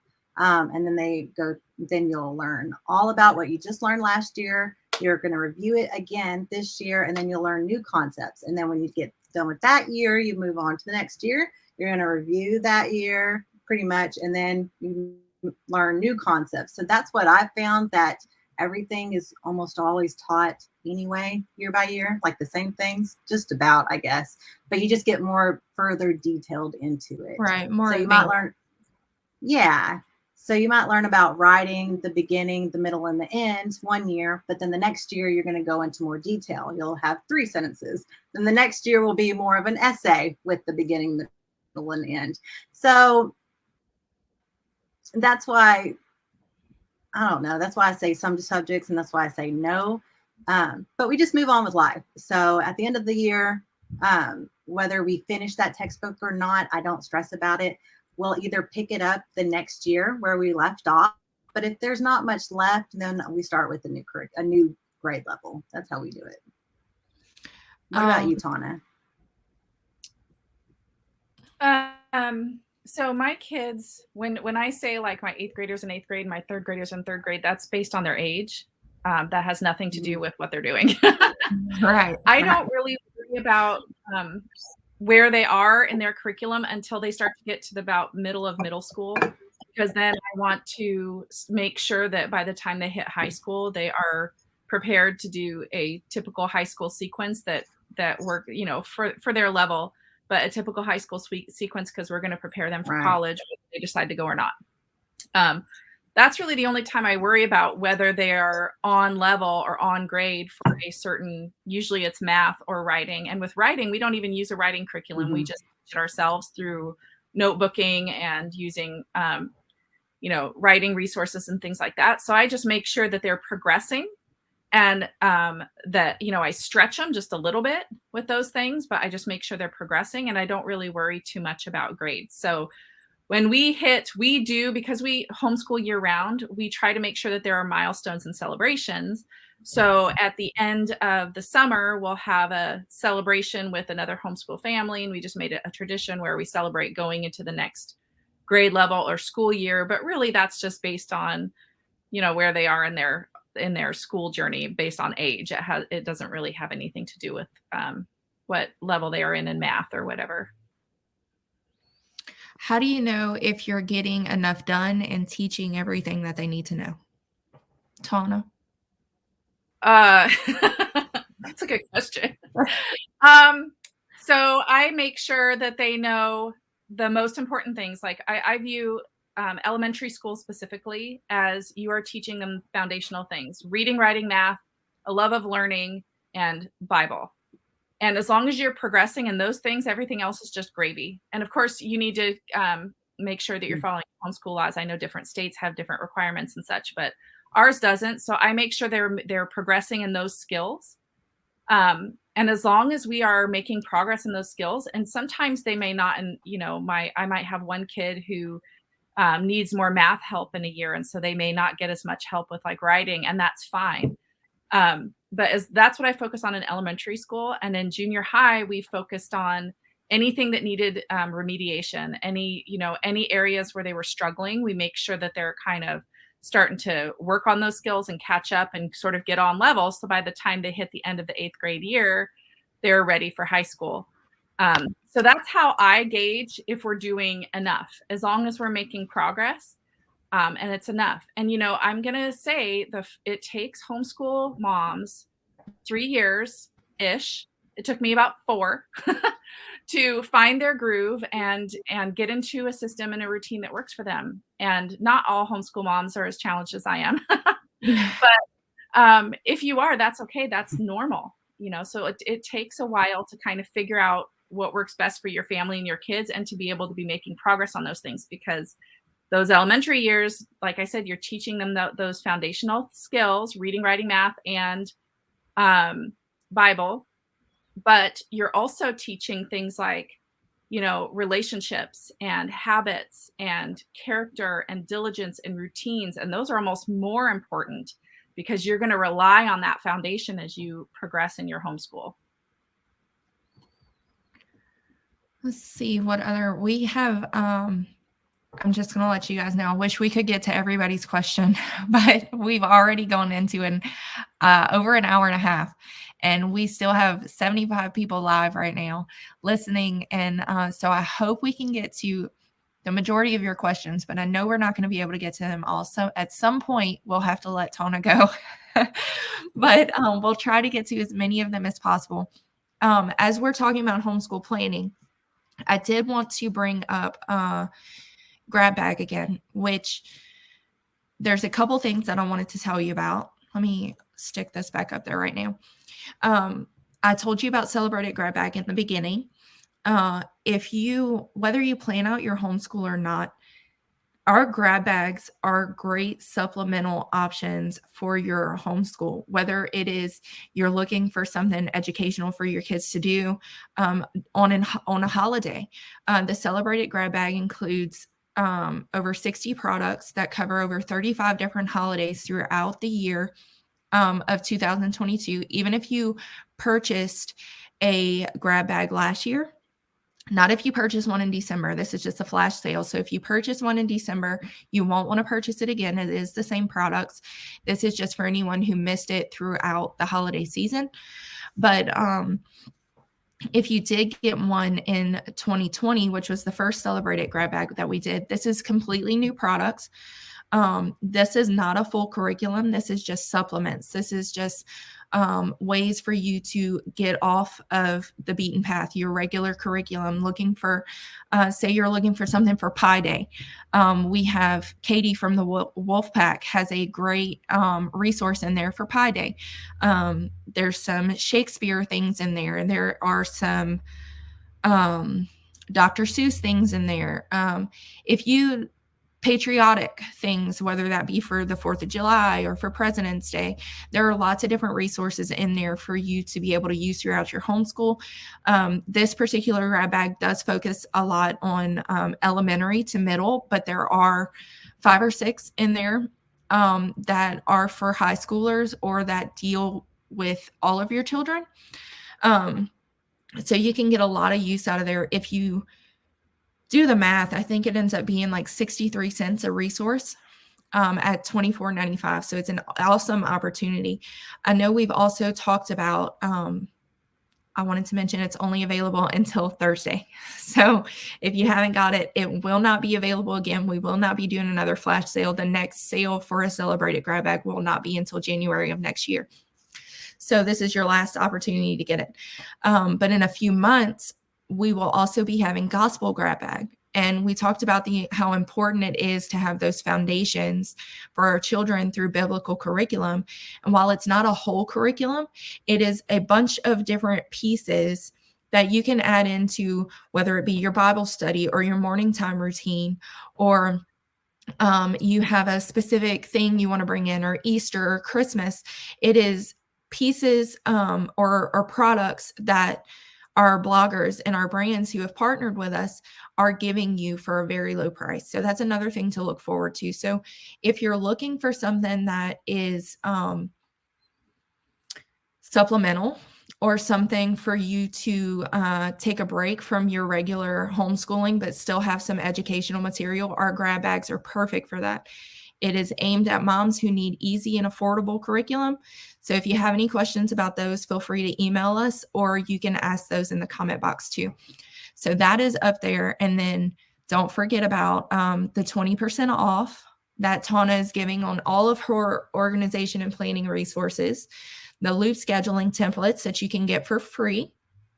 As we go into kind of focusing on year-round homeschooling, which we're about to do, Richie has a special offer for you as well. And then before we get too long, I wanted to put this up there. Tauna has partnered with us to do a giveaway. So 2 people from our audience can win a homeschool planning bundle. It's valued at $78. And then Tauna, maybe you want to talk about what all is included and what you're offering. Sorry, there's a bit of a delay here. What was that last thing you said? If you want to talk about the homeschool planning bundle. Oh, okay. Yes. So the homeschool planning bundle has my Rhythms and Routines homeschool planning system. That's a video course that will walk you through how I plan my homeschool year. And so if you are a organizationally, domestically challenged homeschool and mama or you just don't know where to start, you need something flexible, I would recommend that. And it comes with a printable planner that has customizable, fillable pages. And it incorporates scripture. And then it includes the loop scheduling workshop, which is a video course with additional templates and, in addition to the ones I gave you guys for free. And then the work and habit tracker, the student work and habit tracker is something I really love. It's one of my favorite products that I sell because I developed that for my middle school and up kids. And even my 3rd graders will use it, 3rd grade and up. But it goes through helping them develop habits of diligence and Bible reading and helping them start to manage their own work and their own work schedule and to work through those loop schedules of their own. It has a specific loop schedule just for them that incorporates not only their homeschool tasks, but also scripture memory and habits and things like that. So you'll get all 3 of those things. And all you have to do is hit the enter here at the bottom of the screen or at the top of the, Okay, wait a minute, baby. I'm sorry. I have all of my kids here, and they're still in their jammies and everything because we haven't done school yet, and I've been preparing for this all morning. So wait just a minute, okay? You want to say hi? No. No? Okay. But if you hit enter here, she's very honest. If you hit enter here, it'll take you to the Digital Grab Bag website, which includes a giveaway form where you just complete a couple tasks and it enters you into that giveaway. I know that there's a lot of questions in the polls and stuff. Maybe we can get together and me, Richie, and Tauna can put some answers to those, and maybe we'll send it out via an email from Digital Grab Bag. So if you are not part of our email list, now is the perfect time to go and sign up. And we'll answer some of these questions. And okay, give me just a minute.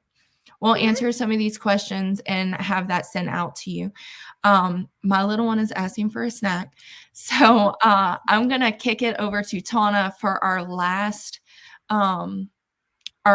topic, which is homeschooling year-round. And we're going to cover what it means, how to structure it. And Tauna's kind of a pro, if you want to say, at year-round homeschooling and how she does it. She has a great way of explaining it and how to get through burnout and things like that. So I'm going to kick it over to her and go grab my little one a snack, and I'll be right back. All right. I don't know. I'm a pro at doing what I want. That's what I'm a pro at. So we've already talked a little bit about year-round homeschooling, so I'm not going to go through everything, but I wanted to mention that there are pros and cons to year-round homeschooling that you just kind of need to be aware of if it's something you want to try. We love it because it's more relaxed. It gives us more time throughout the year to spread things out. We can cover more topics. We can allow for more delight-directed learning, which is really important for our homeschool so that our kids enjoy it and love it and explore their interests. It helps us to be flexible even with things like when we plan our vacations. Our family loves to go on vacation in September and October when everybody else went back to school and the weather's still nice. And so that's really a blessing for us. It helps us when we hit those weeks where the whole family is falling apart and we need to get a hold of the household or the character issues or whatever it is, or mom needs a break. We can take those breaks and we can focus on those things because we have, the year to kind of adjust. It's not just, adding those 3 months gives you so much buffer time to be able to handle those things with more grace.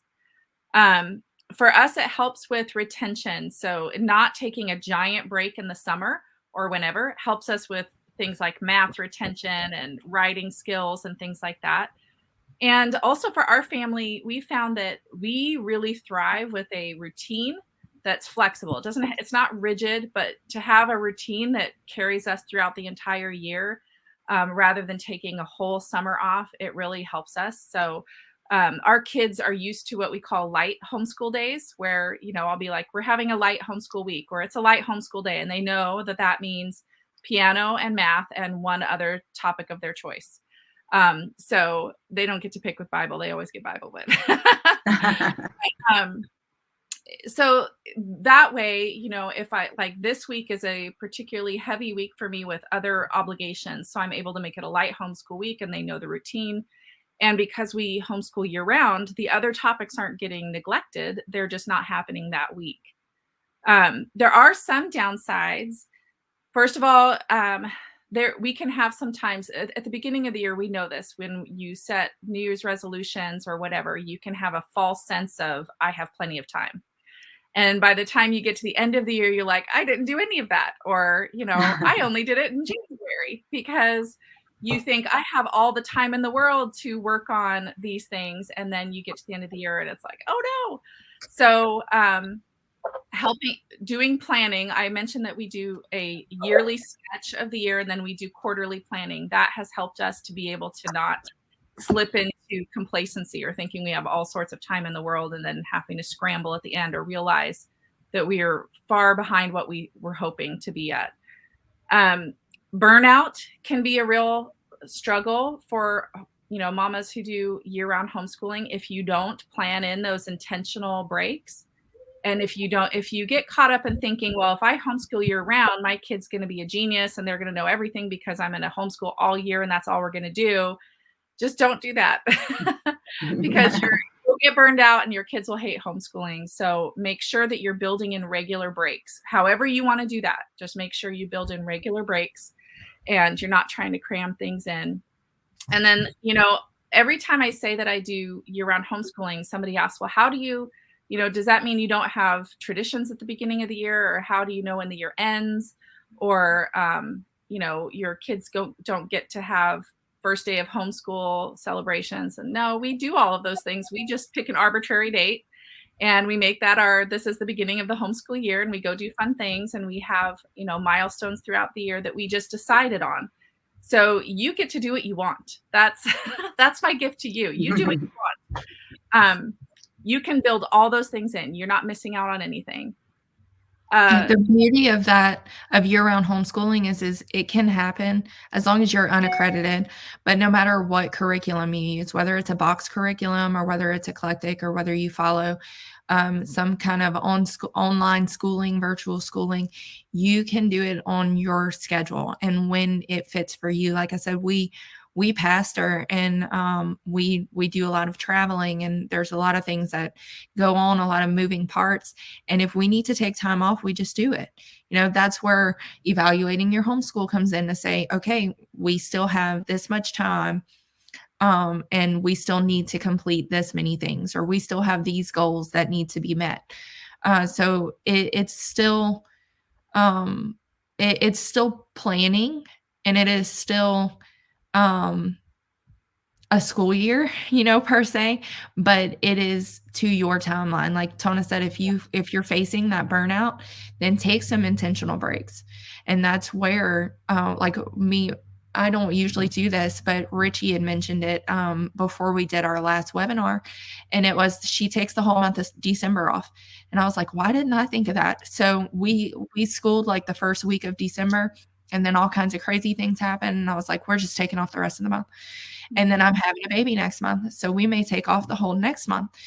But as long as we follow our loose plan, as long as we start and we end and we finish our goals and we know what's going on in between those times, then that's the beauty of year-round homeschooling. Right. Yeah. You just kind of have to keep your pulse on your homeschool, and having those quarterly check-ins or whenever you do them helps with that to make sure you're still doing the things you wanted to do. But otherwise, it's just, there's so much freedom in homeschooling. And so, sometimes you can get lost in that freedom a little bit if you don't have some regular planning built in. But you also don't have to build in planning or routines or structure where you don't need them. So it really is finding a balance on what works for you. We have a question that says, what made you decide to homeschool year round? Richie, do you want to start that one off? Yeah. For the first 3 years, we were a homeschool traveling family. But since COVID happened, we've been at home homeschooling for the past 2 years. Or maybe it was 4 years. Yeah. So for the first 4 years, we were, because I've been homeschooling for 6 years. So for the first 4 years, we were traveling. And when we did that, it was hard to juggle a rigid schedule when you have to get acclimated with your surroundings. You have to put in time to travel. Then you have jet lag. And in fact, my first year, or no, it was the second year, I ended up getting pregnant with Scouts. And so just like Brooke, it was just a lot going on. So I decided to change my schedule up to fit our needs. So we took a lot of time off for travel, and just by doing that in itself, year-round homeschooling was the answer for me. And now that we still continue to do it, even though we're not traveling anymore, I love the time off. I'm one of those moms that need that mommy moment a lot throughout the year. And I get my mommy moments by doing year-round homeschooling. And I like taking off a whole month of December, like Brooke was saying. And I like taking off throughout the year, like weeks sprinkled in throughout the year if I wanted to.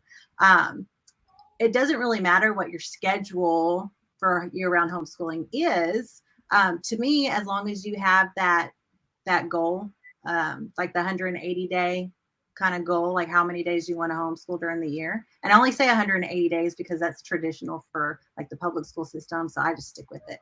But sometimes we do 188. It just depends on how the schedule, how we've lined up the schedule for the homeschool year.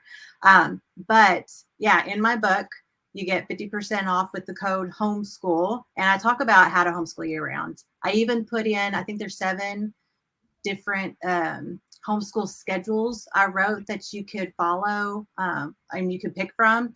If you want to merge more than one, you can. But in the book, I talk about the benefits of year-round homeschooling, and I talk about how you can apply it to your homeschool now. And then I give examples of the different schedules that you could do that would fit your family to schedule to do year-round homeschooling. I did it for the flexibility and for the time off.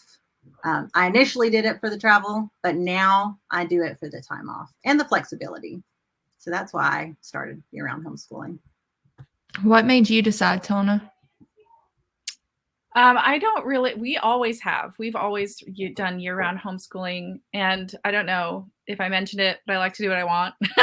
Yeah. So year-round homeschooling helps me to do what I want. I get, more flexibility, and then we get to take vacations when we want. And we get, my husband has a, challenging work schedule that changes every week, and it's always different. And so we were able to adjust to that without any problem. We just take days off when he happens to be off.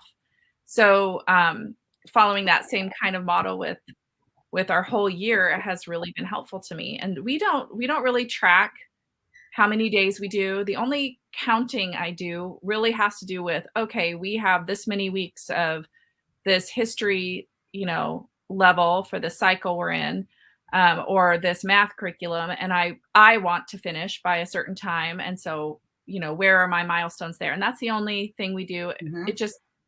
And it works for us. So yeah, I'm not sure how many. Probably a lot. We didn't start homeschooling year round until not last year, but the year before. So 2 years ago. And like I said, I initially started out with a box curriculum because I didn't know. And from there, we chose a different box curriculum, and it worked better for us, but it was just still too much. And then I started more research on eclectic homeschooling, and then I learned about year-round homeschooling. And the flexibility of it fits our schedule. Like I said, we stay gone a lot. We have a lot going on. We just built our new church building last year, so our schedule for last year was crazy. And then I'm having another baby, and then we live on 17 acres, so there's always something to do. And we only homeschool 4 days a week because my husband's home on Fridays.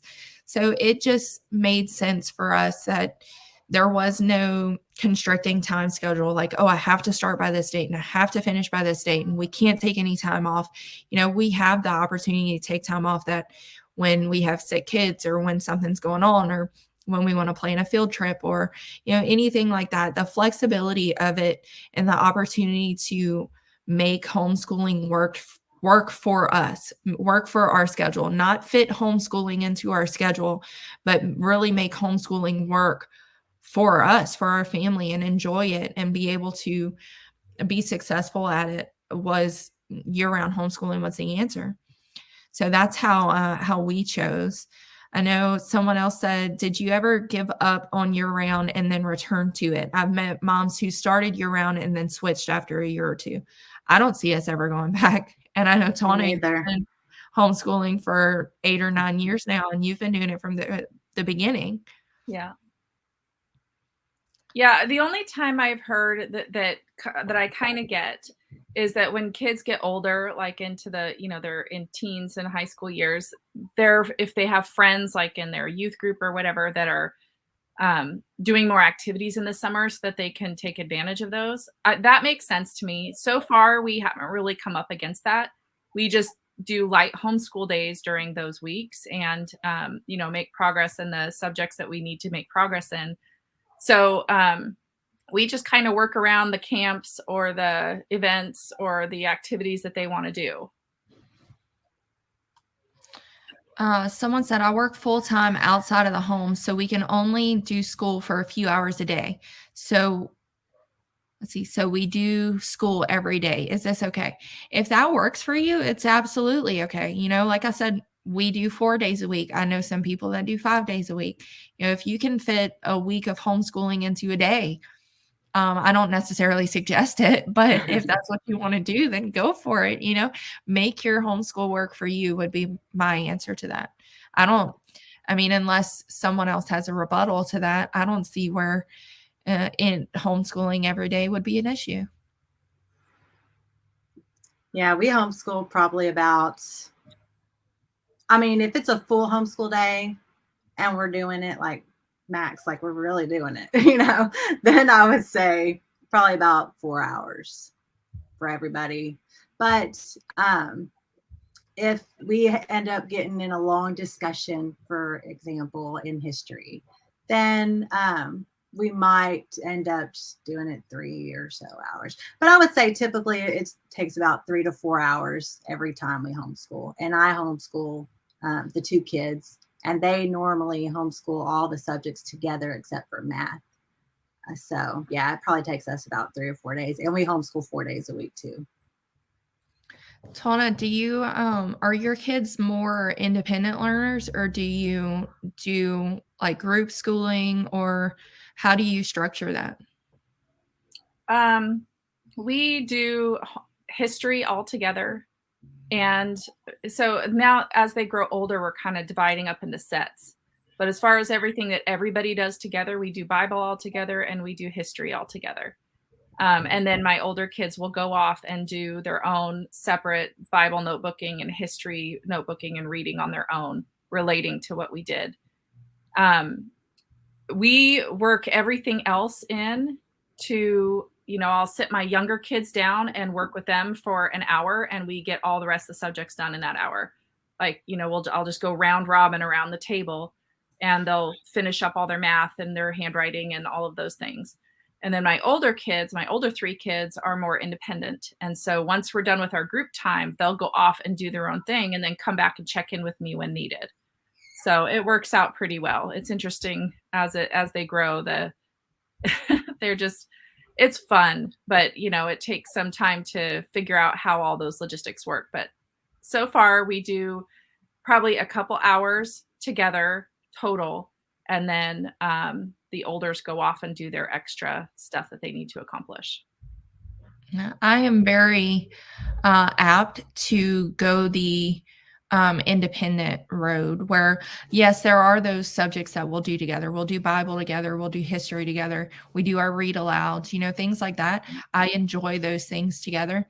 But my goal is to raise independent learners, kids who like to learn and who will pursue their own interest in learning and who can learn independently. Now, that doesn't mean, I just sit and scroll through Facebook or watch TV or, whatever while they're doing school. I'm actively there, but I like to see them exploring and doing those things on their own. That's why I asked. I was just curious. It wasn't even a question. I was just curious how you did it. But one other thing that another question we had was, I have a lot of the reasons for year-round homeschooling, but my husband feels that if we don't give our kids the 3 months off in the summer, that they're being deprived. How would you answer that? Well, I think for us, I think it would be worth just trying, see if you can convince your husband to try it for a year. If he really doesn't want to, then I wouldn't worry about it. You don't have to do year-round homeschooling. You can still be successful with, following the school calendar. But for us, both my husband and I have seen such blessings in that flexibility, being able to take a week off when we need it, to slow down when we need it, to be able to take vacations when everybody else isn't also taking vacations, to be able to do things that way has really worked well for our family. So I might I think what I might try is gathering, the things that you could do with a year-round schedule that you couldn't necessarily do without it, and let him, weigh the options together.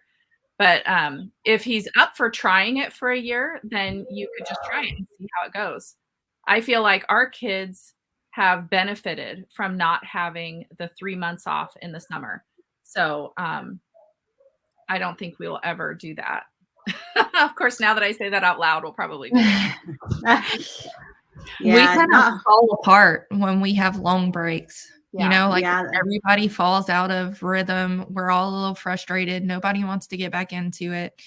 So we kind of fall apart, but we also, if I had to cram all of that in, it would just be measurable for us, So I think it's also like how you're raised. Like we don't have, we have church people and we have church kids. And so it all just kind of depends. Like our kids are always doing something. Our kids are always involved in something, whether it be church or function or whatever. They don't need that 3 months off during, I think it's a misconception coming from, and I was a public school kid, coming from public school, that's just the normal thing to do. They need that break. But I think it can also be, and I hope this doesn't come across the wrong way, but I think it can also be harmful when children aren't getting the necessary educational nutrients they need throughout the year to take that 3 months off too, and then try to get back into it. So I think there's a way to, justify it either way. If it works for your family, then do it. But if you have a reason not to, then I think it's worth exploring too. You were going to say something, Richie?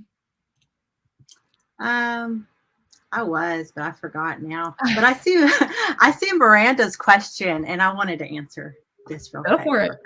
So she's asked, can you break down the months on when school is and the breaks are? Is it schooling August through June? So I talk about the months and the breaks and schooling, like your schedule, homeschool, your year-round homeschool schedule in my ebook. But saying that, let me give you a few now. So you can begin whenever you want to. We normally start on August 1st, only because our first year homeschooling was August 1st when we started, and it just stuck like that. So our last part, our school year ends normally September 30th. Now, we tried to start September 1st or 3rd, I think it was, this year. So our school year will end the end of August. So it just depends on you when you want to start, when you want to stop. If you want to be with society, then you can begin in August and end in July.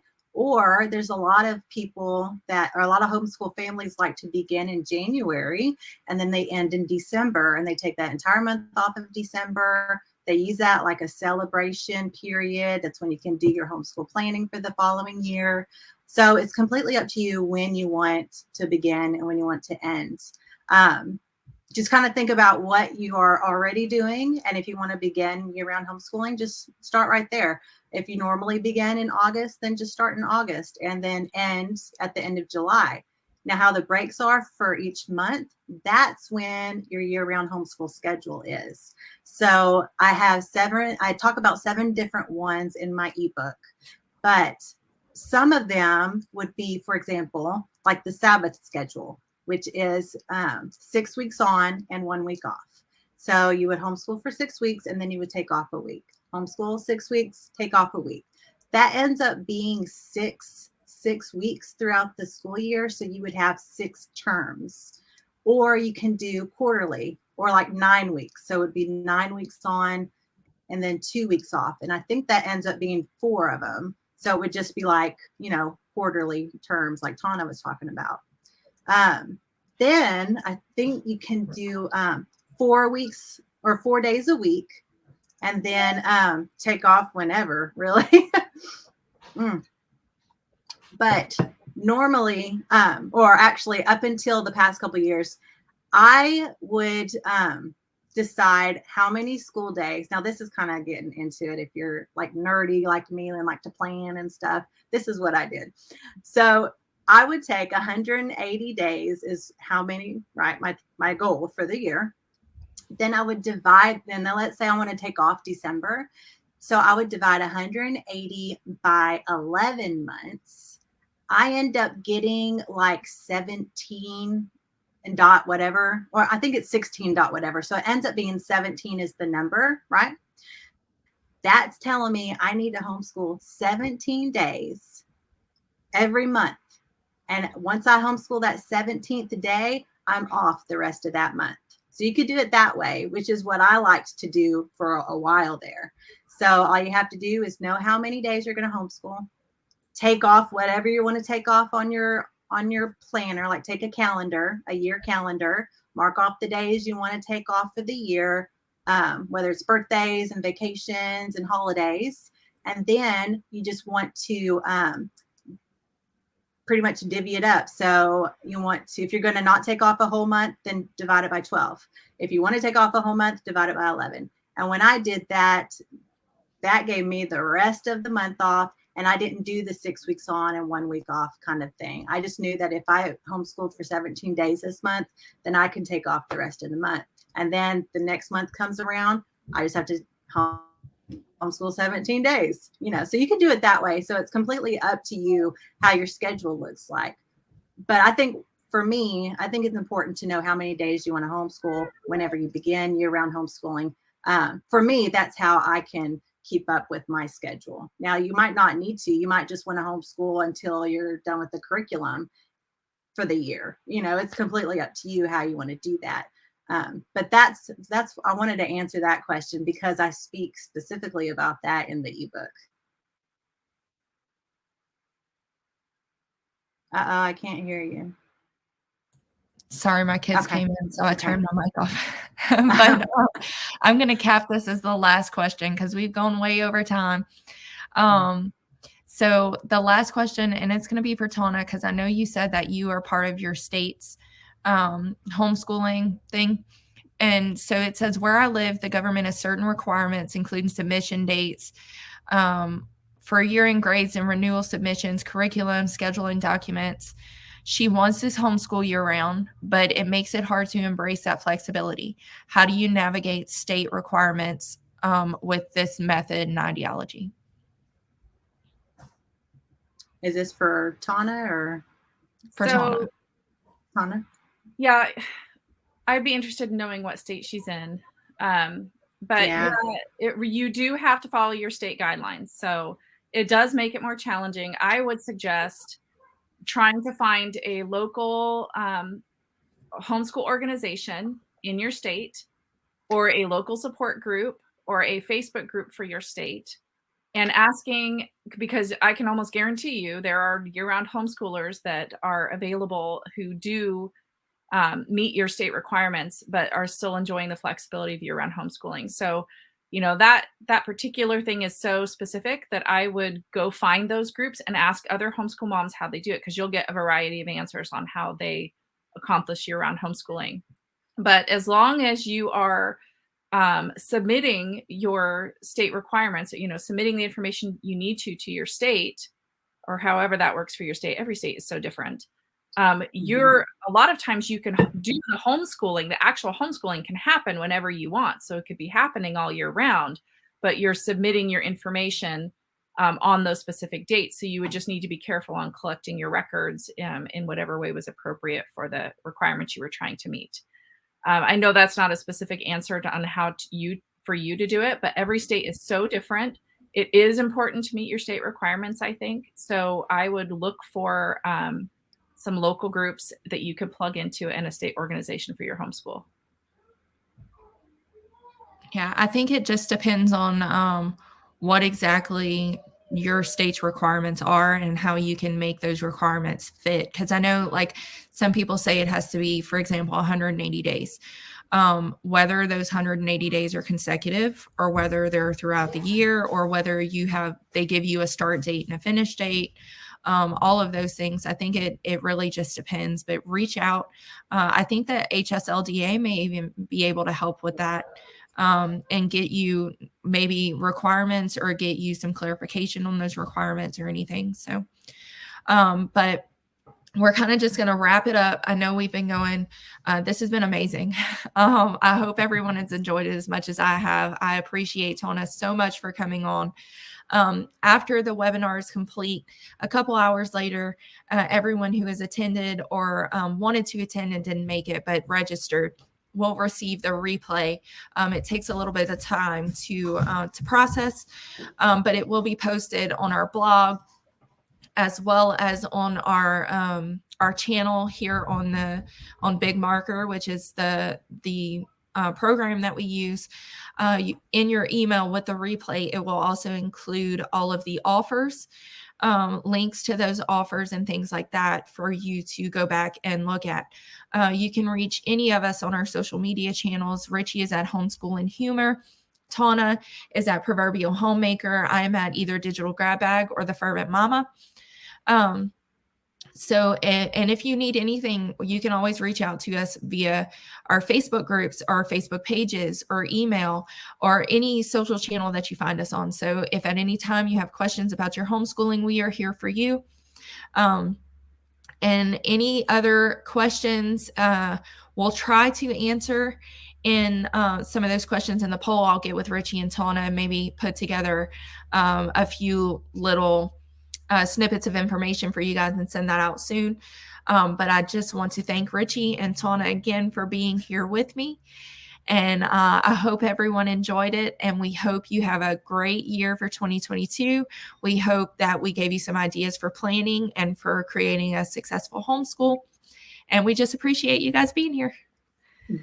Anybody else have anything to say before I sign us off?